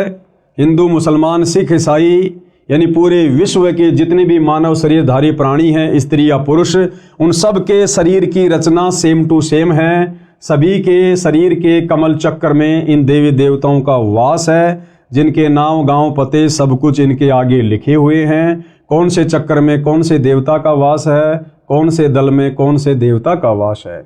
शरीर पिंड में बने कमल चक्रों के चित्र। अब हम इसको आगे पढ़ते हैं। आप देख रहे हैं यह चित्र, इसमें प्रत्येक कमल की स्थिति स्पष्ट की है। प्रत्येक कमल में प्रवेश द्वार है जो बंद रहता है। ये कमल चक्कर केवल सतगुरु रामपाल जी की सत भक्ति करने वाले भक्तों के ही खुलते हैं। अन्य किसी भी विधि से, किसी भी भक्ति से आप चाहे लाख वर्ष मनमुखी जाप कर लो, राधे राधे श्याम का जाप कर लो, ओम नमो भागवते वासुदेवाय का जाप कर लो, कावड़ ले आओ, पैदल यात्रा कर लो, हिमालय की गुफाओं में चले जाओ, किसी भी यत्न और प्रयत्न से मानव शरीर में बने कमल चक्र नहीं खुलते, जिन कमल चक्रों से अंत में हमारी आत्मा उस परम धाम को जाती है। इस प्रकार की स्थिति प्रत्येक मानव स्त्री पुरुष के शरीर में है। सब कमल चक्र बंकनाल एक टेढ़ी मेढ़ी नाड़ी से जुड़े हैं। वह पाइप यानी नलकी की तरह हैं, जिसको बंकनाल कहा जाता है। उसमें कमलों के द्वारों से अन्य कोई प्रवेश द्वार नहीं है। जीवात्मा हृदय कमल में रहता है। जो सत्य भक्ति करता है वह परायण काल में यानी शरीर छोड़ने के बाद यानी संसार से जाने के समय हृदय कमल से मूल कमल में आता है, वहाँ से ऊपर को चलता है। उसकी सारे जीवन की भक्ति की शक्ति से सब कमल चक्कर खुले होते हैं। वह निर्बाध अपने इष्ट धाम में चला जाता है। जिस प्रकार भाइयों और बहनों हम गाड़ी लेकर टोल टैक्स पार करने की कोशिश करते हैं, और भाइयों और बहनों जिसकी गाड़ी पर फास्ट टैग लगा हुआ है और जिसके फास्ट टैग में पैसे हैं, उस टोल टैक्स पर जाते ही ऑटोमेटिक वहाँ का बैरियर हट जाता है और गाड़ी टोल टैक्स को पार कर जाती है। इसी प्रकार शरीर छोड़ते समय जिन आत्माओं के कमल चक्कर खुले होंगे वही आत्माएं उस परम अक्षर ब्रह्म के शतलोक को प्राप्त होगी। बाकी यही गधे कुत्ते सुअर बनते रहेंगे, नरक में स्वर्ग में धक्के खाते रहेंगे, 84 लाख योनियों में भटकते भरमते रहेंगे। तो ये कमल चक्कर खोलने की सतभक्ति वर्तमान में केवल सतगुरु रामपाल जी के पास है, केवल सतगुरु रामपाल जी के पास में। और आगे पूज्य गुरुदेव भगवान हमें क्या बता रहे हैं? विशेष जैसे टीवी यानी टेलीविजन में चैनल बने होते हैं, जो कार्यक्रम टीवी पर देखा जाता है वह वास्तव में कहीं अन्य स्थान पर हो रहा होता है। जिस प्रकार बहुत सारे भाई बहन क्रिकेट का मैच देखते हैं अपने घरों में बैठकर। भाई और बहनों, क्रिकेट का मैच हो रहा है दुबई में और हिंदुस्तान वाले सेम टाइम अपने घर पर टीवी में देख रहे हैं। इसी प्रकार ये ब्रह्मा विष्णु महेश जी अपने अपने लोकों में ऊपर हैं, लेकिन उनकी शक्ति हमारे शरीर में बने इन कमल चक्रों में समाई रहती है। उनकी जो तरंगे हैं, उनकी जो वो गुण हैं, उनकी जो पावर है, वो वहाँ से हमारे को प्रभावित करती रहती है। तो इसी प्रकार गुरुदेव भगवान ने हमें टीवी का उदाहरण देकर समझाना चाहा है। जैसे टीवी यानी टेलीविजन में चैनल बने होते हैं, जो कार्यक्रम टीवी पर देखा जाता है वह वास्तव में कहीं अन्य स्थान पर हो रहा होता है, वह चैनल पर दिखाई देता है। इसी प्रकार निम्न देव व परमात्मा अपने अपने लोकों में रहते हैं, यानी हमारे शरीर में बने हुए कमलों में जो देवी देवता विराजमान हैं वो वास्तव में अपने ऊपर के लोकों में हैं, अपने यथा स्थान पर हैं। लेकिन जब हमारे ये कमल चक्कर खुल जाते हैं तो हम ऊपर के लोकों में, उन देवी देवताओं के लोकों में क्या कुछ घटनाएं घटित हो रही हैं हम सब कुछ देख सकते हैं। जिस प्रकार मैच हो रहा है साउथ अफ्रीका में और हम हिंदुस्तान में अपने टीवी में, यदि हमारे टीवी का वो कनेक्शन सही है, डिश वगैरह सही है और रिचार्ज है, तो हम रिमोट दबाकर घर बैठे टीवी पर दक्षिणी अफ्रीका में हो रहे उस प्रोग्राम को देख सकते हैं। तो हमारे शरीर में जो कमल चक्र हैं और उनमें जिन जिन देवी देवताओं का वास है, यानी सवाद चक्र में ब्रह्मा और शांतरी जी का वास है, और मूल कमल में श्री गणेश जी का वास है, और नाभि कमल में श्री विष्णु जी और लक्ष्मी जी का वास है, कंठ कमल में श्री दुर्गा जी का वास है, हृदय कमल में शंकर और पार्वती जी का वास है। और जब हमें सच्चे सतगुरु से, तत्वदर्शी संत से इन कमल चक्रों को खोलने की सतभक्ति प्राप्त हो जाती है, तो भाई और बहनों हम खुली आंखों से सब कुछ वो नज़ारा देख सकते हैं। इसीलिए तो आदरणीय गरीबदास जी ने पहले अपनी वाणी में कहा था कि वही मोहम्मद, वही महादेव, वही आदम, वही ब्रह्मा, और दास गरीब दूसरा कोई नहीं, देख आपने घर मां। यानी सच्चे सतगुरु से सतभक्ति प्राप्त करके इन कमल चक्रों को खोलकर उसके बाद आप अपनी आंखों से देख सकते हैं कि हजरत मोहम्मद जी कहाँ से आए थे और बाबा आदम जी कहाँ से आए थे। उसके बाद हमारे सारे संशय स्वतः ही समाप्त हो जाते हैं। जैसे टीवी यानी टेलीविजन में चैनल बने होते हैं, जो कार्यक्रम टीवी पर देखा जाता है वह वास्तव में कहीं अन्य स्थान पर हो रहा होता है। वह चैनल पर दिखाई देता है। इसी प्रकार निम्न देव यानी शरीर के कमल चक्रों में जो देवी देवता हैं वह परमात्मा अपने अपने लोकों में होते हुए टीवी चैनल की तरह कमलों में दिखाई देते हैं। जैसे सूर्य प्रकाश ऊर्जा यंत्र सोलर सिस्टम पर सूर्य का प्रकाश पड़ने से उसमें ऊर्जा संचित होने लगती है, इसी प्रकार मंत्रों के जाप से कमल खुल जाते हैं। जिस प्रकार सूर्य हमारे से कितना करोड़ों किलोमीटर दूर है और आजकल वैज्ञानिकों ने एक सोलर सिस्टम बना दिया, सोलर पैनल, और जैसे सूर्य की किरणें उस सोलर पैनल पर गिरनी शुरू होती हैं, नीचे इन्वर्टर से बैटरी चार्ज होनी शुरू हो जाती है, वो लाइट जमा होनी शुरू हो जाती है। इसी प्रकार जब हम सच्चे सतगुरु से सत भक्ति प्राप्त करेंगे तो भाइयों और बहनों, ऊपर के लोकों में बैठे हुए देवी देवता और उनके नज़ारे हमारे शरीर के कमल चक्कर में बने हुए, जब वो कमल चक्कर खुल जाते हैं हम बखूबी देख सकते हैं, सारी सच्चाई से परिचित हो सकते हैं। जैसे सूर्य प्रकाश ऊर्जा यंत्र यानी सोलर सिस्टम पर सूर्य का प्रकाश पड़ने से उसमें ऊर्जा संचित होने लगती है, इसी प्रकार मंत्रों के जाप से कमल खुल जाते हैं। उससे पहले मुरझाए रहते हैं, यानी जब तक वो कमल चक्र नहीं खुलते हैं, हमें सत भक्ति नहीं मिलती है, तब तक वो मुरझाए रहते हैं। जिस प्रकार से फुटबॉल होती है और फुटबॉल के अंदर उसका एक वो ब्लेडर होता है, जब उसमें हवा नहीं होती है तो वो मुरझाया हुआ होता है, और जब उसमें पाइप लगाकर हवा भर दी जाती है तो वो बिल्कुल गोल मटोल हो जाती है और उसको जरा सी हाथ से मारते ही बहुत ऊपर तक जाती है। तो इसी प्रकार जब हमें सच्चे सतगुरु से सत भक्ति प्राप्त हो जाएगी तो धीरे धीरे हमारे शरीर में बने कमलों में जो ये इनके जो द्वार हैं, ये धीरे धीरे फिर सत भक्ति के प्रभाव से फूलने शुरू हो जाते हैं, खिलने शुरू हो जाते हैं। इसी प्रकार मंत्रों के जाप से कमल खुल जाते हैं, उससे पहले मुरझाए रहते हैं। कमल खुलने के बाद प्रत्येक देवता की शक्ति साधक के अंतःकरण यानी आत्मा पर प्रभाव डालने लगती है, जिससे भक्ति संचित होने लगती है। संत गरीबदास जी ने सूक्ष्म वेद में बताया है, उसमें कहा है कि तीनों देवता कमल बसें ब्रह्मा विष्णु महेश, प्रथम इनकी वंदना सुन सतगुरु उपदेश। यानी सबसे पहले जो सच्चा सतगुरु होता है वो इन्हीं कमल दलों में बैठे देवी देवताओं के सत मंत्र देता है, सत भक्ति देता है। जो तीनों लोकों के स्वामी हैं, ब्रह्मा विष्णु महेश है, साथ में गणेश जी हैं, दुर्गा जी हैं, सतगुरु रामपाल जी, सबसे पहले शरीर में बने कमल दल इनको खोलने के लिए इन्हीं देवी देवताओं की सत भक्ति वाले सत मंत्र देते हैं, जिनके प्रभाव से मात्र 4 महीने में हमारे कमल चक्रों के द्वार खुलने शुरू हो जाते हैं। ये कमल चक्र खिलने शुरू हो जाते हैं, दूसरा कोई तरीका धरती पर नहीं है। और कहते हैं उसके बाद फिर आगे सतगुरु के उपदेश सुनते रहना, सतगुरु के सत्संग सुनते रहना।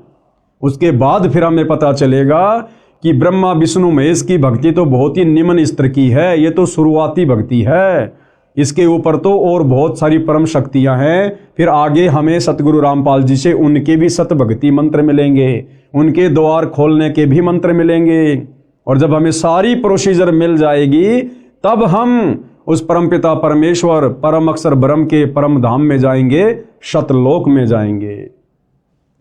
तीनों देवता कमल बसै ब्रह्मा विष्णु महेश, यानी मुसलमान सिख ईसाई जैनी बौद्ध सबके शरीर में इन देवी देवताओं का वास है।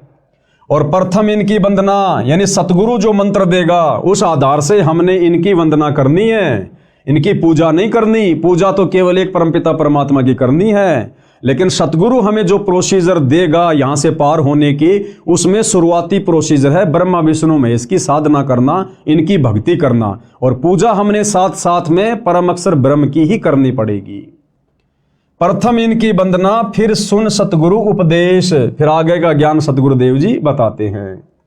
अर्थात श्री ब्रह्मा जी, श्री विष्णु जी तथा श्री शिव जी तीनों देवता हमारे शरीर में बने कमल दलों यानी कमल चक्रों में बसे निवास करते हैं। इसलिए सर्वप्रथम साधना स्तुति इनकी करनी होती है। इनसे ऊपर की साधना तत्वदर्शी संत यानी सतगुरु से सुनो, फिर सुन सतगुरु उपदेश। आगे क्या कह रहे हैं पूज्य गुरुदेव भगवान? अब सुनो सतगुरु के द्वारा बताई नीचे व ऊपर की साधना का ज्ञान।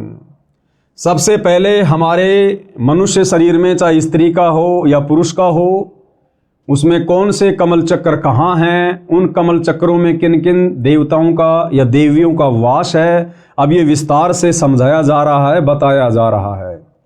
नंबर 1, मूल कमल। इसको मूल कमल कहो चाहे मूल चक्र कहो। मूल कमल में देवता श्री गणेश जी का निवास है। चाहे हिंदू का शरीर हो चाहे मुसलमान का, विश्व में जितने भी मानव शरीरधारी स्त्री पुरुष हैं, उन सब के शरीर की रचना एक समान है। तो मूल कमल में देवता श्री गणेश जी का निवास है। इसकी 4 पंखुड़ियां हैं। इसके प्रवेश द्वार को खोलने का एक मंत्र है, जो श्री गणेश जी की साधना करने का मूल मंत्र है, जिससे श्री गणेश जी तुरंत फल देने लगता है। जीव आत्मा के लिए प्रवेश द्वार खोल देता है। फिर आत्मा स्वादिष्टान चक्र यानी स्वाद चक्र की ओर चलती है, क्योंकि जीव आत्मा को उस लोक में जाना है जिसमें परमात्मा रहता है, जहां जाने के पश्चात भगत यानी साधक लौटकर संसार में नहीं आता है। फिर दूसरे नंबर का चक्र है स्वाद कमल या स्वाद चक्र। इसको स्वादिष्टान कमल चक्र भी कहा जाता है। इस कमल की 6 पंखुड़ियां हैं। श्री ब्रह्मा जी तथा उनकी पत्नी सावित्री जी का निवास है। स्वाद चक्र में किन किन देवी देवताओं का वास है? श्री ब्रह्मा जी का और उनकी पत्नी श्री सावित्री जी का। इसके द्वार को खोलने का मंत्र है, जिसकी साधना यानी जाप करने से यह द्वार ब्रह्मा जी खोल देते हैं। जीवात्मा फिर ऊपर को नाभि कमल की ओर चलती है। अब भाइयों और बहनों, जब तक हमें इन देवी देवताओं के सच्चे भक्ति मंत्र नहीं मिलेंगे, तब तक ये अपना द्वार जीव आत्मा को आगे जाने के लिए खोलकर नहीं देते हैं। जिस प्रकार भाइयों और बहनों, हम भैंसे को कितना ही भैंसा भैंसा कहें, वो हमारी तरफ पलटकर देखता भी नहीं है, लेकिन उस भैंसे का एक मूल मंत्र है। उसको धीरे से कह दो उर्र ही, तुरंत पलट के देखेगा कहां से आवाज आई।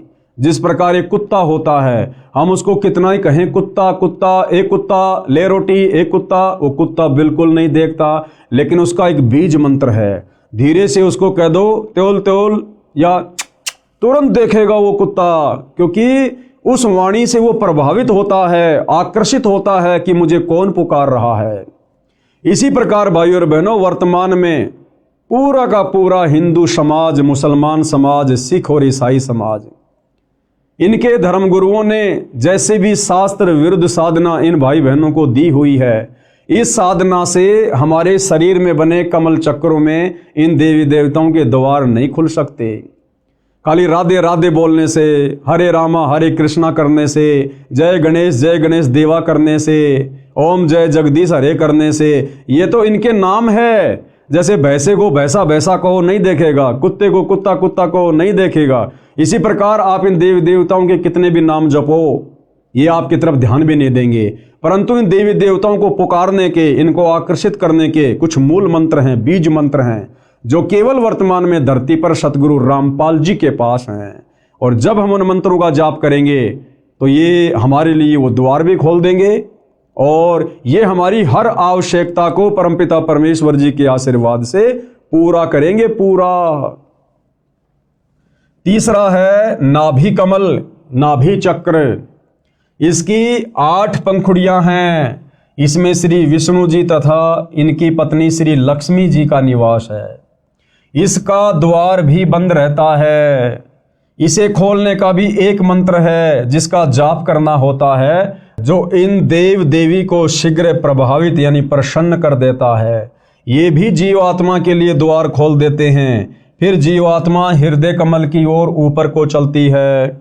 चौथे नंबर पर है हृदय कमल, हृदय चक्र। इसकी 12 पंखुड़ियां हैं। इसमें श्री शिव जी तथा इनकी पत्नी श्री पार्वती जी का निवास है। इसका द्वार भी बंद रहता है। इस द्वार को खोलने का एक मंत्र का जाप करना पड़ता है। यह मंत्र इन देव देवी को विशेष आकर्षित करता है। ये प्रसन्न होकर मार्ग दे देते हैं। फिर आत्मा ऊपर को कंठ कमल की ओर चलती है। पांचवा चक्र है कंठ कमल। इसकी 16 पंखुड़ियां हैं। इसमें श्री देवी दुर्गा जी यानी अष्टंगी का निवास स्थान है।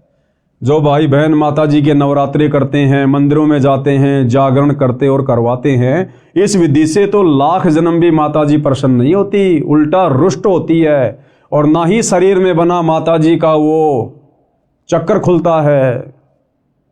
वो कैसे खुलेगा? वो वास्तविक मंत्र क्या है जिसका जाप करने से माता जी शीघ्र हमें लाभ देती है, हमारे ऊपर प्रसन्न होती है, हमारी आत्मा के कल्याण के लिए, मोक्ष के लिए अपने उस द्वार को, चक्कर को खोल देती है।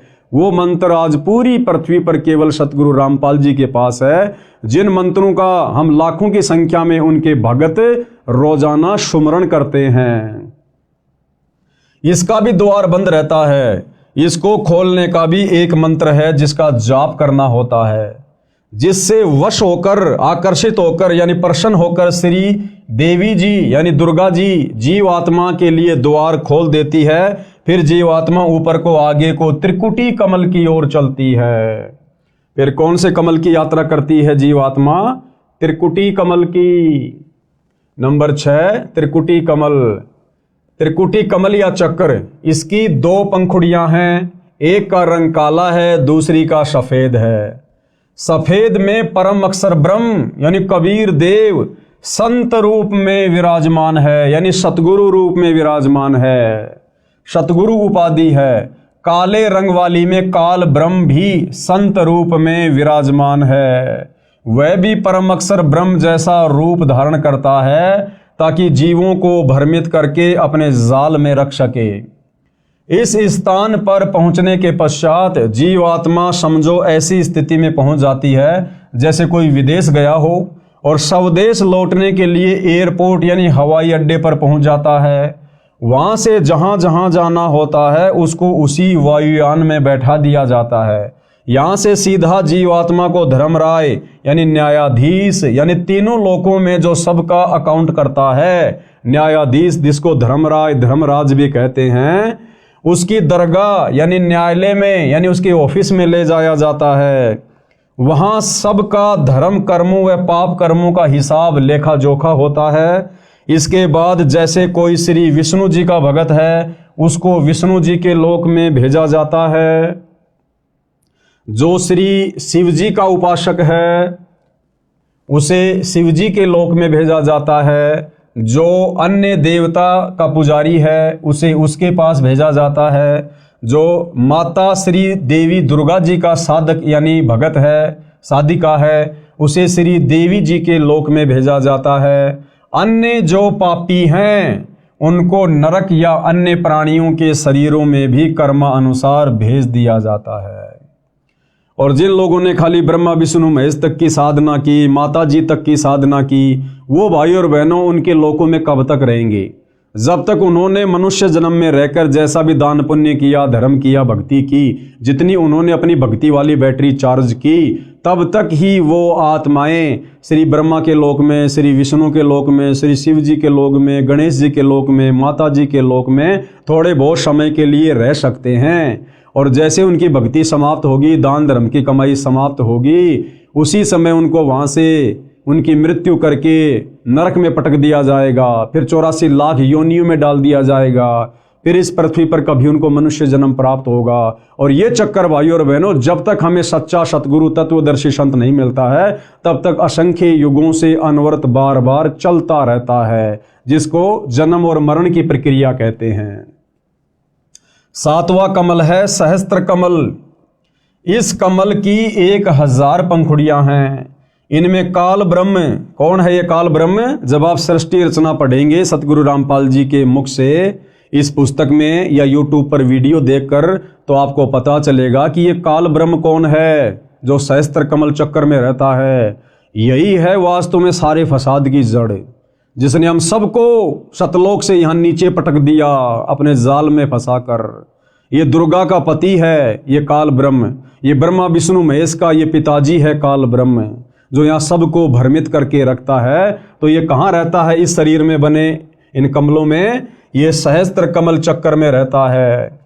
इस कमल की 1000 पंखुड़ियां हैं। इसमें काल ब्रह्म यानी ज्योति निरंजन का निवास है। इस काल ब्रह्म को ज्योति निरंजन भी कहते हैं, जो ब्रह्मा विष्णु महेश का पिता है, दुर्गा का पति है। यह कमल ब्रह्मलोक का चैनल है। ब्रह्मलोक में जाने का प्रवेश द्वार ब्रह्मरंध्र कहलाता है। ये भी बंद रहता है। इसको खोलने का 2 अक्षर का मंत्र है, उसका जाप करना होता है। और ये 2 अक्षर का जाप भाई और बहनों, जिसको सतनाम भी कहते हैं, ये आज वर्तमान में इस पृथ्वी पर केवल सतगुरु रामपाल जी के पास है। और यदि किसी अन्य ने उनसे उपदेश लेकर मनमुखी रूप से आगे देना भी शुरू कर दिया होगा तो वो कार्य नहीं करेगा, क्योंकि इस मंत्र को देकर जाप करवाने के अधिकारी केवल सतगुरु रामपाल जी हैं। और अधिकारी से उपदेश लिए बिना यदि आप इस मंत्र का मनमुखी रूप से जाप करेंगे, ये उल्टा आपको रिएक्शन देगा, आपको पॉजिटिव दिशा में लेकर नहीं जाएगा। विशेष संपूर्ण अध्यात्म ज्ञान न होने के कारण साधक यानी भगत ओम नाम का जाप विधि से नहीं करता है। यानी इस ब्रह्म की जो साधना है उसकी भी एक विधि है, इसकी साधना की भी कुछ मर्यादाएं हैं, और ये मर्यादा केवल सतगुरु रामपाल जी बताएंगे। इस कारण से उसे देवलोक प्राप्त होता है। यानी ओम नाम का जाप करने वाला काल ब्रह्म के ब्रह्मलोक में जाता है। लेकिन ओम नाम के जाप की वास्तविक विधि क्या है, नियम और मर्यादा क्या है, ये पता ना होने के कारण ओम नाम का जाप करने वाला भी देवी देवताओं के ही लोक में चला जाता है, उस काल ब्रह्म के ब्रह्मलोक तक नहीं पहुंच पाता है। इस कारण से उसे देवलोक प्राप्त होता है। जैसे ओम नमः शिवाय, ओम भागवते वासुदेवाय नमः आदि आदि जाप करते हैं। अकेला ओम नाम से भी ब्रह्मरंध्र नहीं खुलता, यह सत्य नाम से खुलता है। सतनाम 2 अक्षर का है। ब्रह्मरंध्र न खुलने के कारण उसको विष्णु लोक में या शिव लोक में भेजा जाता है, क्योंकि ओम नाम का जाप करने वाले इसका तड़का अपने इष्ट देव के मंत्र के साथ अवश्य लगाते हैं। जैसे ऊपर 2 मंत्र लिखे हैं, फिर पृथ्वी पर राजा बनाया जाता है, फिर पशु योनि में जाता है। इससे आगे 2 कमल और हैं, नंबर 8 अष्टदल कमल और नंबर 9 शंख कमल। इनका विवरण नहीं लिखूंगा, गुरुदेव भगवान कह रहे हैं अब 8वें अष्टदल कमल का और 9वें शंख कमल का वर्णन यहां इस पुस्तक में नहीं लिखूंगा। यह रहस्य उपदेशी को समझाया जाता है। ये रहस्य, ये जानकारी केवल उन्हीं को प्राप्त है जो सतगुरु रामपाल जी से उपदेश लेकर भक्ति करते हैं, क्योंकि यह गुप्त मंत्र है, गुप्त जानकारी है। यह रहस्य उपदेशी को समझाया जाता है। उपरोक्त सब कमल चक्रों को खोलने के जो मंत्र हैं वे केवल दास यानी लेखक रामपाल दास के पास हैं, यानी सतगुरु रामपाल जी के पास हैं। मोक्ष के इच्छुक प्रत्येक मानव को इन कमलों को खोलकर ही मोक्ष प्राप्त होता है। दूसरा कोई तरीका धरती पर नहीं है, चाहे मनमुखी साधना शंकराचार्य जी से लेकर करते रहिए। कमल चक्रों को 2 विधि से खोला जाता है। हमारे शरीर में बने कमल चक्र किन 2 विधियों से खोले जाते हैं उसका गुरुदेव भगवान वर्णन कर रहे हैं। नंबर 1 ध्यान समाधि का अभ्यास करके हठ योग मार्ग से।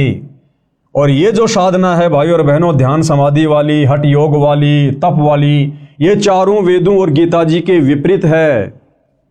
इस विधि को अपनाने से भी साधक को पूर्ण मोक्ष नहीं मिलता है। ये विधि अति कठिन है, आम आदमी इस विधि को नहीं कर सकता। एक जीवन में 1 या 2 कमल चक्कर खुल पाते हैं। इसके विषय में पूरी जानकारी नहीं होने से साधक यानी भगत उसी एक कमल चक्कर में आसक्त होकर वहां का नज़ारे देखने लग जाता है। कुछ सिद्धियां प्राप्त हो जाती हैं, उन्हीं से प्रसिद्धि प्राप्त करके जीवन नष्ट कर जाता है। दूसरी विधि क्या है इन शरीर में बने कमल चक्रों को खोलने की? नाम के जाप से। दूसरी विधि क्या है? मंत्र जाप से, नाम जाप से। नामों का जाप करके सब कमल खोले जाते हैं। ये विधि सरल व शास्त्रोक्त होने से कारगर है, यानी ये शास्त्र विधि के अनुसार है। इस विधि को आम आदमी आसानी से कर सकता है। ये कार्य करते करते भी की जा सकती है, यानी मंत्रों का जाप अपना दैनिक कार्य करते करते भी किया जा सकता है। जो सूक्ष्म वेद में बताया है, गरीबदास जी ने कहा है, नाम उठत नाम बैठत नाम सोवत जागबे, नाम खाते नाम पीते नाम सेती लागबे। यानी ये विधि शास्त्रों के अनुसार भी है, ये विधि सहज भी है और ये विधि अंत में कारगर भी है। इस विधि से भी हमारे शरीर में बने कमलों को खोला जाता है। और गुरुदेव कहते हैं कि इस विधि से जाप आप अपना दैनिक कार्य करते करते भी कर सकते हैं। ड्राइवर अपनी गाड़ी चला रहा है और आसानी से इन मंत्रों का जाप भी कर सकता है। देखो, ड्राइवर गाड़ी चलाता है और आगे पीछे वालों से बातें भी करता रहता है, गप्पे भी मारता रहता है। इसी प्रकार वो गप्पे ना मारकर, इधर उधर की बातें ना करके सच्चे सतगुरु से उपदेश लेकर इन मंत्रों का वो सुमरण भी कर सकता है अपने मनी मन में, या धीरे धीरे बोलकर, और अपनी गाड़ी भी चला सकता है। जैसे बहुत सारे भाई बहन गाड़ी चलाते रहते हैं, साथ में धीरे धीरे गाने वाने भी गाते रहते हैं। तो गाने वाने ना गाकर सच्चे सतगुरु से इन मंत्रों का उपदेश लेकर अपनी गाड़ी भी चलाओ, अपने मंत्रों का भी जाप करो। इसलिए कहते हैं, नाम उठत नाम बैठत नाम खाते नाम सोते, यानी इन मंत्रों का हम दैनिक कार्य करते करते बड़ी आसानी से जाप कर सकते हैं और हर प्राणी इस विधि से भक्ति आसानी से कर सकता है। नाम उठत नाम बैठत नाम सोवत जागरे, नाम खाते नाम पीते नाम सेती लागबे। यानी उठते बैठते सोते जागते खाते पीते काम धंधा करते करते भी हम ये भक्ति कर सकते हैं। इतनी आसान भक्ति हमें सतगुरु रामपाल जी ने वर्तमान में प्रदान की है। अर्थात नाम का जाप कार्य करते करते किया जा सकता है। यजुर्वेद अध्याय 40 मंत्र 15 में कहा है। अब देखो, यजुर्वेद अध्याय 40 मंत्र 15 में भी ये विधि बताई गई है। अब बताओ भाइयों और बहनों, हमारे धर्म गुरुओं ने तो हमारे को कभी भी ये विधि नहीं बताई, क्योंकि हमारे धर्म गुरुओं को स्वयं इस विधि से भक्ति का ज्ञान नहीं था। अब सतगुरु रामपाल जी ने आकर पूरा रहस्य उजागर किया है। तो यजुर्वेद अध्याय 40 मंत्र 15 में क्या कहा गया है? ओम कृत्यो समर किल्बे समर कृत्युम समर, अर्थात ओम नाम का जाप कार्य करते करते कर, विशेष लगन यानी तड़प के साथ तथा मानव जीवन का मुख्य कर्तव्य मानकर जाप कर। और गीता अध्याय 8 श्लोक 5 व 7 में कहा है कि हे अर्जुन, तू युद्ध भी कर मेरा सुमरण भी कर। अब भाइयों और बहनों, युद्ध से कठिन कार्य कोई नहीं हो सकता। और जब युद्ध करते करते भी नाम सुमरण करने की सलाह दी गई है, तो आम व्यक्ति तो दैनिक जीवन के कार्य करते करते, जो कि युद्ध से बहुत ही आसान होता है, इन मंत्रों का जाप कर सकता है। विचार करो, क्या कह रहे हैं आगे गुरुदेव कि पुण्यात्माओं विचार करो, युद्ध से कठिन कार्य कोई नहीं होता। भक्ति उस दौरान भी की जानी चाहिए, अर्थात साधना नाम जाप वाली कारगर है। नाम का जाप 3 वर्ष के बच्चे से लेकर वृद्ध तक आसानी से कर सकता है। यानी परमेश्वर जी का विधान है कि जैसे ही बच्चा 3 वर्ष का हो जाए, उसको सच्चे सतगुरु की शरण से जोड़ देना चाहिए, उसको मंत्र उपदेश दिलवा देने चाहिए, क्योंकि 3 वर्ष का बच्चा हल्का फुल्का बोलने समझने लग जाता है। और जैसे भी टूटी फूटी भक्ति वो माता पिता को देखकर या उनके साथ साथ में करेगा, तो धीरे धीरे भक्ति की शक्ति उसके अंदर प्रवेश होना शुरू हो जाती है। अर्थात साधना नाम वाली कारगर है। नाम का जाप 3 वर्ष के बच्चे से लेकर बूढ़े तक आसानी से कर सकता है। कार्य करते करते भी कर सकता है, चलते फिरते भी कर सकता है, लेटा लेटा व बैठकर भी नामों का जाप कर सकता है। विशेष दूसरे शब्दों में मंत्र के जाप का ऐसे प्रभाव देवी देवताओं पर होता है जैसे सर्प ने डसने के लिए फन फैला रखा होता है। सर्प वश करने की विद्या जानने वाला यानी गारुड़ मंत्र बोलकर सर्प को विवश कर देता है, जिसके प्रभाव से सर्प अपना फन इकट्ठा करके रास्ता छोड़कर चल देता है। इसको परमेश्वर कबीर जी ने बहुत अच्छे तरीके से समझाया है। कबीर जैसे फनपति यानी सर्प, जैसे फनपति मंत्र सुन राखे फन सकोड़, ऐसे बीरा मेरे मंत्र नाम से काल ब्रह्म लेवे मुंह मोड़। एक गारुड़ होता है भाइयों और बहनों, वो कुछ मंत्रों को सिद्ध कर लेता है, और जो सर्प होता है अपना फन उठाकर जब किसी को डसने की स्थिति में होता है, तो गारुड़ जब उस मंत्र का बार बार जाप करता है तो सर्प के ऊपर उन मंत्रों का इतना प्रभाव होता है कि विवश होकर वो फणपति सर्प भी अपने फन को समेटकर और दूसरे रास्ते निकल लेता है। इसी प्रकार जब हम सतगुरुदेव भगवान के द्वारा दिए गए इन शतभक्ति मंत्रों का जाप करते हैं तो मोक्ष मार्ग में सबसे बड़ी बाधा जो ये काल ब्रह्म है, ज्योति निरंजन है, ये भी विवश हो जाता है हमारे को सतलोक का रास्ता देने के लिए। कबीर जैसे फनपति सरप मंत्र सुन राखे फन सकोड़, ऐसे बीरा मेरे मंत्र नाम से काल ब्रह्म लेवे मुंह मोड़। अर्थात कबीर परमेश्वर जी ने कहा है कि जैसे सरप ने डसने के लिए फन उठा रखा होता है तो गारुड़ मंत्र जाप कर देता है, जिससे प्रभावित होकर सरप फन इकट्ठा करके चला जाता है। ऐसे ही मेरे द्वारा दिए नाम मंत्र के जाप से काल ब्रह्म मुरझा जाता है, मार्ग नहीं रोक पाता। इसी प्रकार कमलों के मंत्र के जाप से ये सब देवी देव मार्ग छोड़ देते हैं। एक अन्य उदाहरण दे रहे हैं गुरुदेव भगवान हमें समझाने के लिए। जैसे गांव के व्यक्ति भैंस को गर्भ धारण करवाने के लिए भैंसे की खोज में जाते हैं, क्योंकि भैंसा कहीं घास चर रहा होता है। भैंस वाला भैंसे को बुलाने के लिए उसका मूल मंत्र बोलता है, जिससे भैंसा इतना प्रभावित होता है कि वह पूरी गति से उस मंत्र को बोलने वाले की ओर खिंचा चला आता है। फिर उसे भैंस दिखाई देती है, भैंस को गर्भ धारण करता है, उसका वह मंत्र है कुर्र कुर्र, जैसे हुर्र हुर्र कहते हैं ना अपन, उड़ रही। तो इस प्रकार से भैंसा तुरंत उस मंत्र के वशीभूत होकर दौड़कर चला आता है। और इसके विपरीत यदि हम उसको भैंसा भैंसा कहेंगे तो वो बिल्कुल भी नहीं देखता है। यदि भैंसा भैंसा बोलो तो भैंसा यानी झोटा बिल्कुल टस से मस नहीं होता। इसी प्रकार भाई और बहनों, ये ब्रह्मा विष्णु महेश जी को आप इनके नामों से कितना ही पुकारो, श्री ब्रह्मा श्री विष्णु श्री शंकर देवाय नमः, ओम श्री विष्णु देवाय नमः, राधे राधे, ये आपकी तरफ बिल्कुल भी ध्यान नहीं देंगे, भक्ति का कोई लाभ इनकी तरफ से नहीं मिलेगा। लेकिन जब हम इनके मूल मंत्र बीज मंत्र सतगुरु रामपाल जी को सतगुरु धारण करके करेंगे, सुमरण करेंगे, तो ये उस भैंसे की तरह वशीभूत होकर तुरंत अपने भगत की तरफ दौड़ पड़ेंगे कि क्या आपत्ति आ गई, इस आत्मा को किस वस्तु की आवश्यकता है।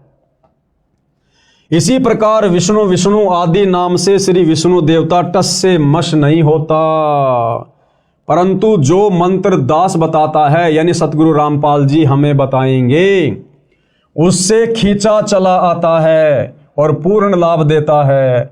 इस प्रकार अन्य देवों की स्थिति जानो। अध्यात्म मार्ग के कुछ नियम हैं जिनका पालन करना अनिवार्य है। अब भाई और बहनों, मान लो हमें सच्चे सतगुरु तत्वदर्शी संत सतगुरु रामपाल जी की सत भक्ति, उनकी शरण भी प्राप्त हो गई।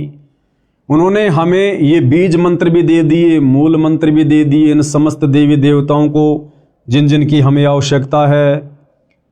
और यदि हमने मर्यादा नहीं रखी, हमने नियमों में रहकर सतगुरु के वचन में रहकर इन मंत्रों का जाप नहीं किया, तो भी भाई और बहनों ये देवी देवता किसी भी प्रकार से उन मंत्रों का जाप करने से विवश नहीं होंगे, हमारी तरफ उनका खिंचाव बिल्कुल भी नहीं बनेगा। तो इन मंत्रों के प्रभाव को यथावत बनाए रखने के लिए और इन समस्त देवी देवताओं से संपूर्ण लाभ प्राप्त करने के लिए इस भक्ति मार्ग की क्या क्या मर्यादा हैं, क्या क्या नियम हैं, जिनको तोड़ने से, जिनको खंड करने से हमें फिर कोई भी लाभ इन मंत्रों का नहीं मिलेगा, तो प्रत्येक मर्यादा को हमने ध्यानपूर्वक देखना और समझना है। तो क्या कह रहे हैं पूज्य गुरुदेव भगवान? नंबर 1, पूर्ण गुरु से दीक्षा ली जाए। सबसे पहली बात, हम जिसे अपना सतगुरु धारण कर रहे हैं वो सच्चा होना चाहिए, पूर्ण सतगुरु होना चाहिए, इन मंत्रों को दान करने का अधिकारी होना चाहिए। नंबर 1, पूर्ण गुरु से दीक्षा ली जाए। बिना गुरु के किया गया नाम जाप व दिया गया दान निष्फल होता है।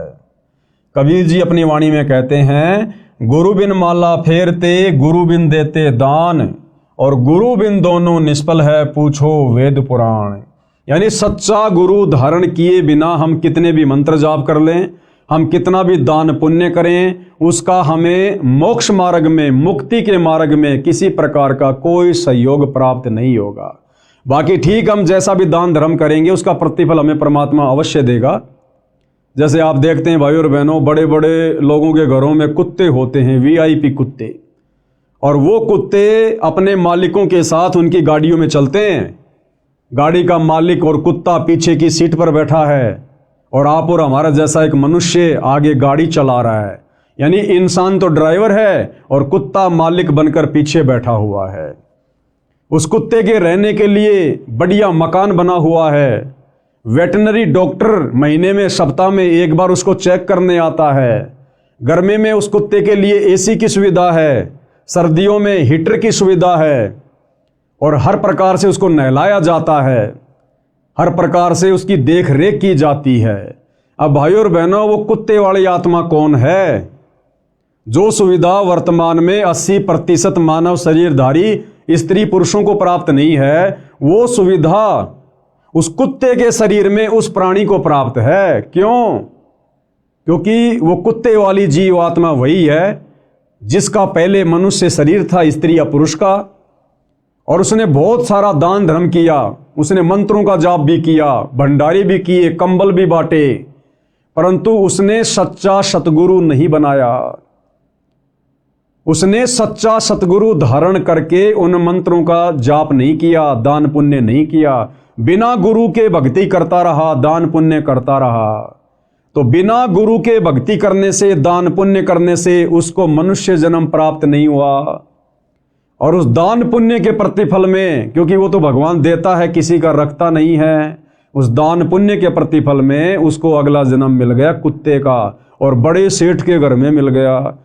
तो जो उसने मनुष्य जन्म में दान पुण्य किया था, उसका प्रतिफल उस सेठ के घर में कुत्ते के रूप में जन्म प्राप्त करके वो कुत्ता उठा रहा है। अगर वो भली आत्मा जब मनुष्य शरीर में था और जो दान पुण्य धर्म वो कर रहा था, अगर साथ में गुरु भी धारण कर लेता तो उसको मनुष्य जन्म भी मिलता और सारी की सारी वो सुविधा मिलती। अब तो वो उस कुत्ते के जन्म में अपनी पूर्व जन्म की भक्ति कमाई खा रहा है, अगला जन्म उसका हो गया सूअर का। बताओ फिर उसको कौन गाड़ियों में घुमाएगा, कौन उसकी देख रेख करेगा, कौन उसको नहलाएगा? फिर वो लक 84 योनियों में चला जाएगा। तो कबीर जी हमें समझाते हैं कि गुरु बिन माला फेरते, यानी गुरु धारण किए बिना जो व्यक्ति मंत्र जाप करता है, और गुरु बिन देते दान, गुरु धारण किए बिना जो व्यक्ति दान पुण्य करता है, गुरु बिन दोनों निष्फल हैं, उनका कोई यूज नहीं होगा। भाई पूछो वेद पुराण, हमारे धर्मशास्त्र भी इस बात की गवाही दे रहे हैं। अर्थात कबीर जी ने कहा है कि गुरु बिन नाम सुमरण करना व दान देना व्यर्थ है। अपने वेदों व पुराणों में पढ़ लो, कमलों के मंत्रों का जाप करना जीवात्मा के कल्याण की सच्ची साधना है। इसमें न कोई धर्म नया बनता है, न कोई धर्म छोड़ना है। किसी भी धर्म का मानव, स्त्री पुरुष इस साधना को कर सकता है। यानी सतगुरु रामपाल जी हमें क्या समझाना चाह रहे हैं कि जो साधना अब आपको वर्तमान में दी जाएगी, यदि आप इस ज्ञान को समझकर उनकी शरण में आते हैं, तो इस साधना को करते समय आपने ना तो अपना कोई धर्म बदलना है, ना आपने अन्य कोई पाखंड और आडंबर करना है। हमने केवल अपनी साधना को चेंज करना है। भले आप वर्तमान में मुसलमान धर्म में हैं, हिंदू धर्म में, सिख और ईसाई धर्म में हैं, आपने वो धर्म वर्म नहीं छोड़ना, कुछ नहीं छोड़ना। आपने केवल साधना का स्वरूप चेंज करना है। हम जो पहले शास्त्र विरुद्ध साधना कर रहे थे, मनमुखी साधना कर रहे थे, मनमुखी मंत्रों का जाप कर रहे थे, अब हमने अपनी उस साधना को शास्त्र अनुकूल करना है, सच्चे सतगुरु को धारण करके। और फिर जो जो नियम और मर्यादा है हमने उनका पालन करना है। फिर हिंदू हिंदू बना रहो, मुसलमान मुसलमान बना रहो, नो ऑब्जेक्शन। हमने केवल साधना चेंज करनी है, धर्म वरम कुछ भी चेंज नहीं करना, क्योंकि धर्म तो असल में फिर हमें समझ में आएगा कि कोई है ही नहीं, केवल एक मानव धर्म है। कमल के मंत्रों का जाप करना जीव आत्मा के कल्याण की सच्ची साधना। कैसे? इसको हम ध्यान से पढ़ेंगे।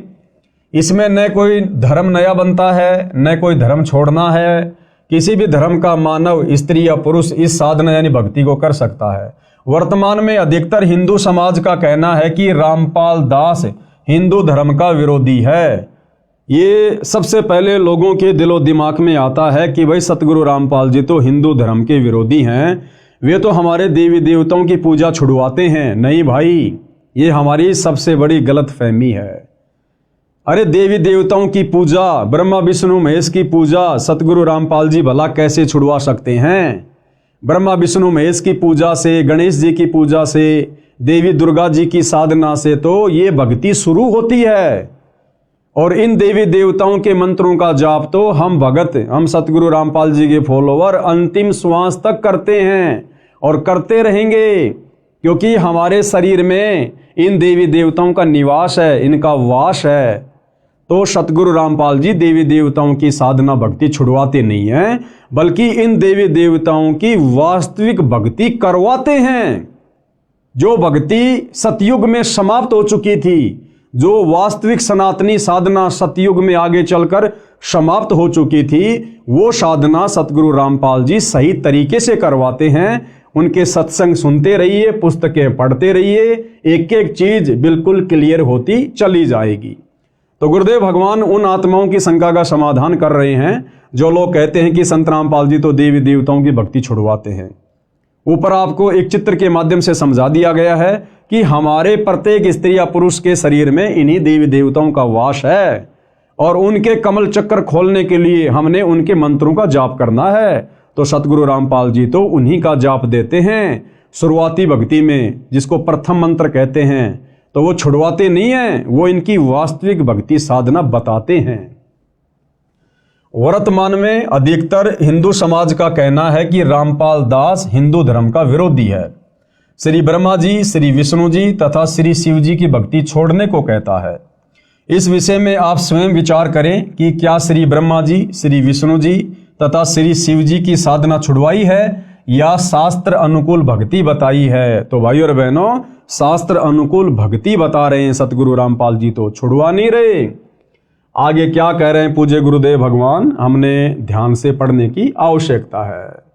सभी धर्मों के मानवों को कर्म फल तीनों देवता ही देते हैं।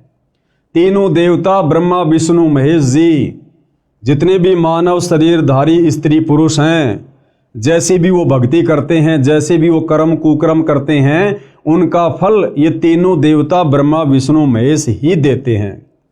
अब वो किस विधि से देते हैं, कैसे देते हैं, क्या उसकी प्रोसीजर है, इसके विषय में भाई और बहनों ये पवित्र पुस्तक हिंदू साहिबान नहीं समझे वेद गीता पुराण, हम इसके तीसरे नंबर की वीडियो में कल आपको गुरुदेव भगवान के आशीर्वाद से समझाने का प्रयास करेंगे। और आज के वीडियो में हम यहीं पर विराम लेते हैं। कल रात्रि 9 बजे सभी भाई बहन फिर से मुझदास के Facebook page Pawan Das is live पर लाइव जुड़िए। और हिंदू धर्म जिस प्रकार से सनातनी पूजा के नाम पर भ्रमित है, काल के द्वारा ठगा जा रहा है, मनुष्य जन्म को दिन प्रतिदिन बर्बाद करता जा रहा है, हम कल के वीडियो में विस्तार से आगे इस मनुष्य जन्म की उपयोगिता के बारे में जानेंगे, समझेंगे।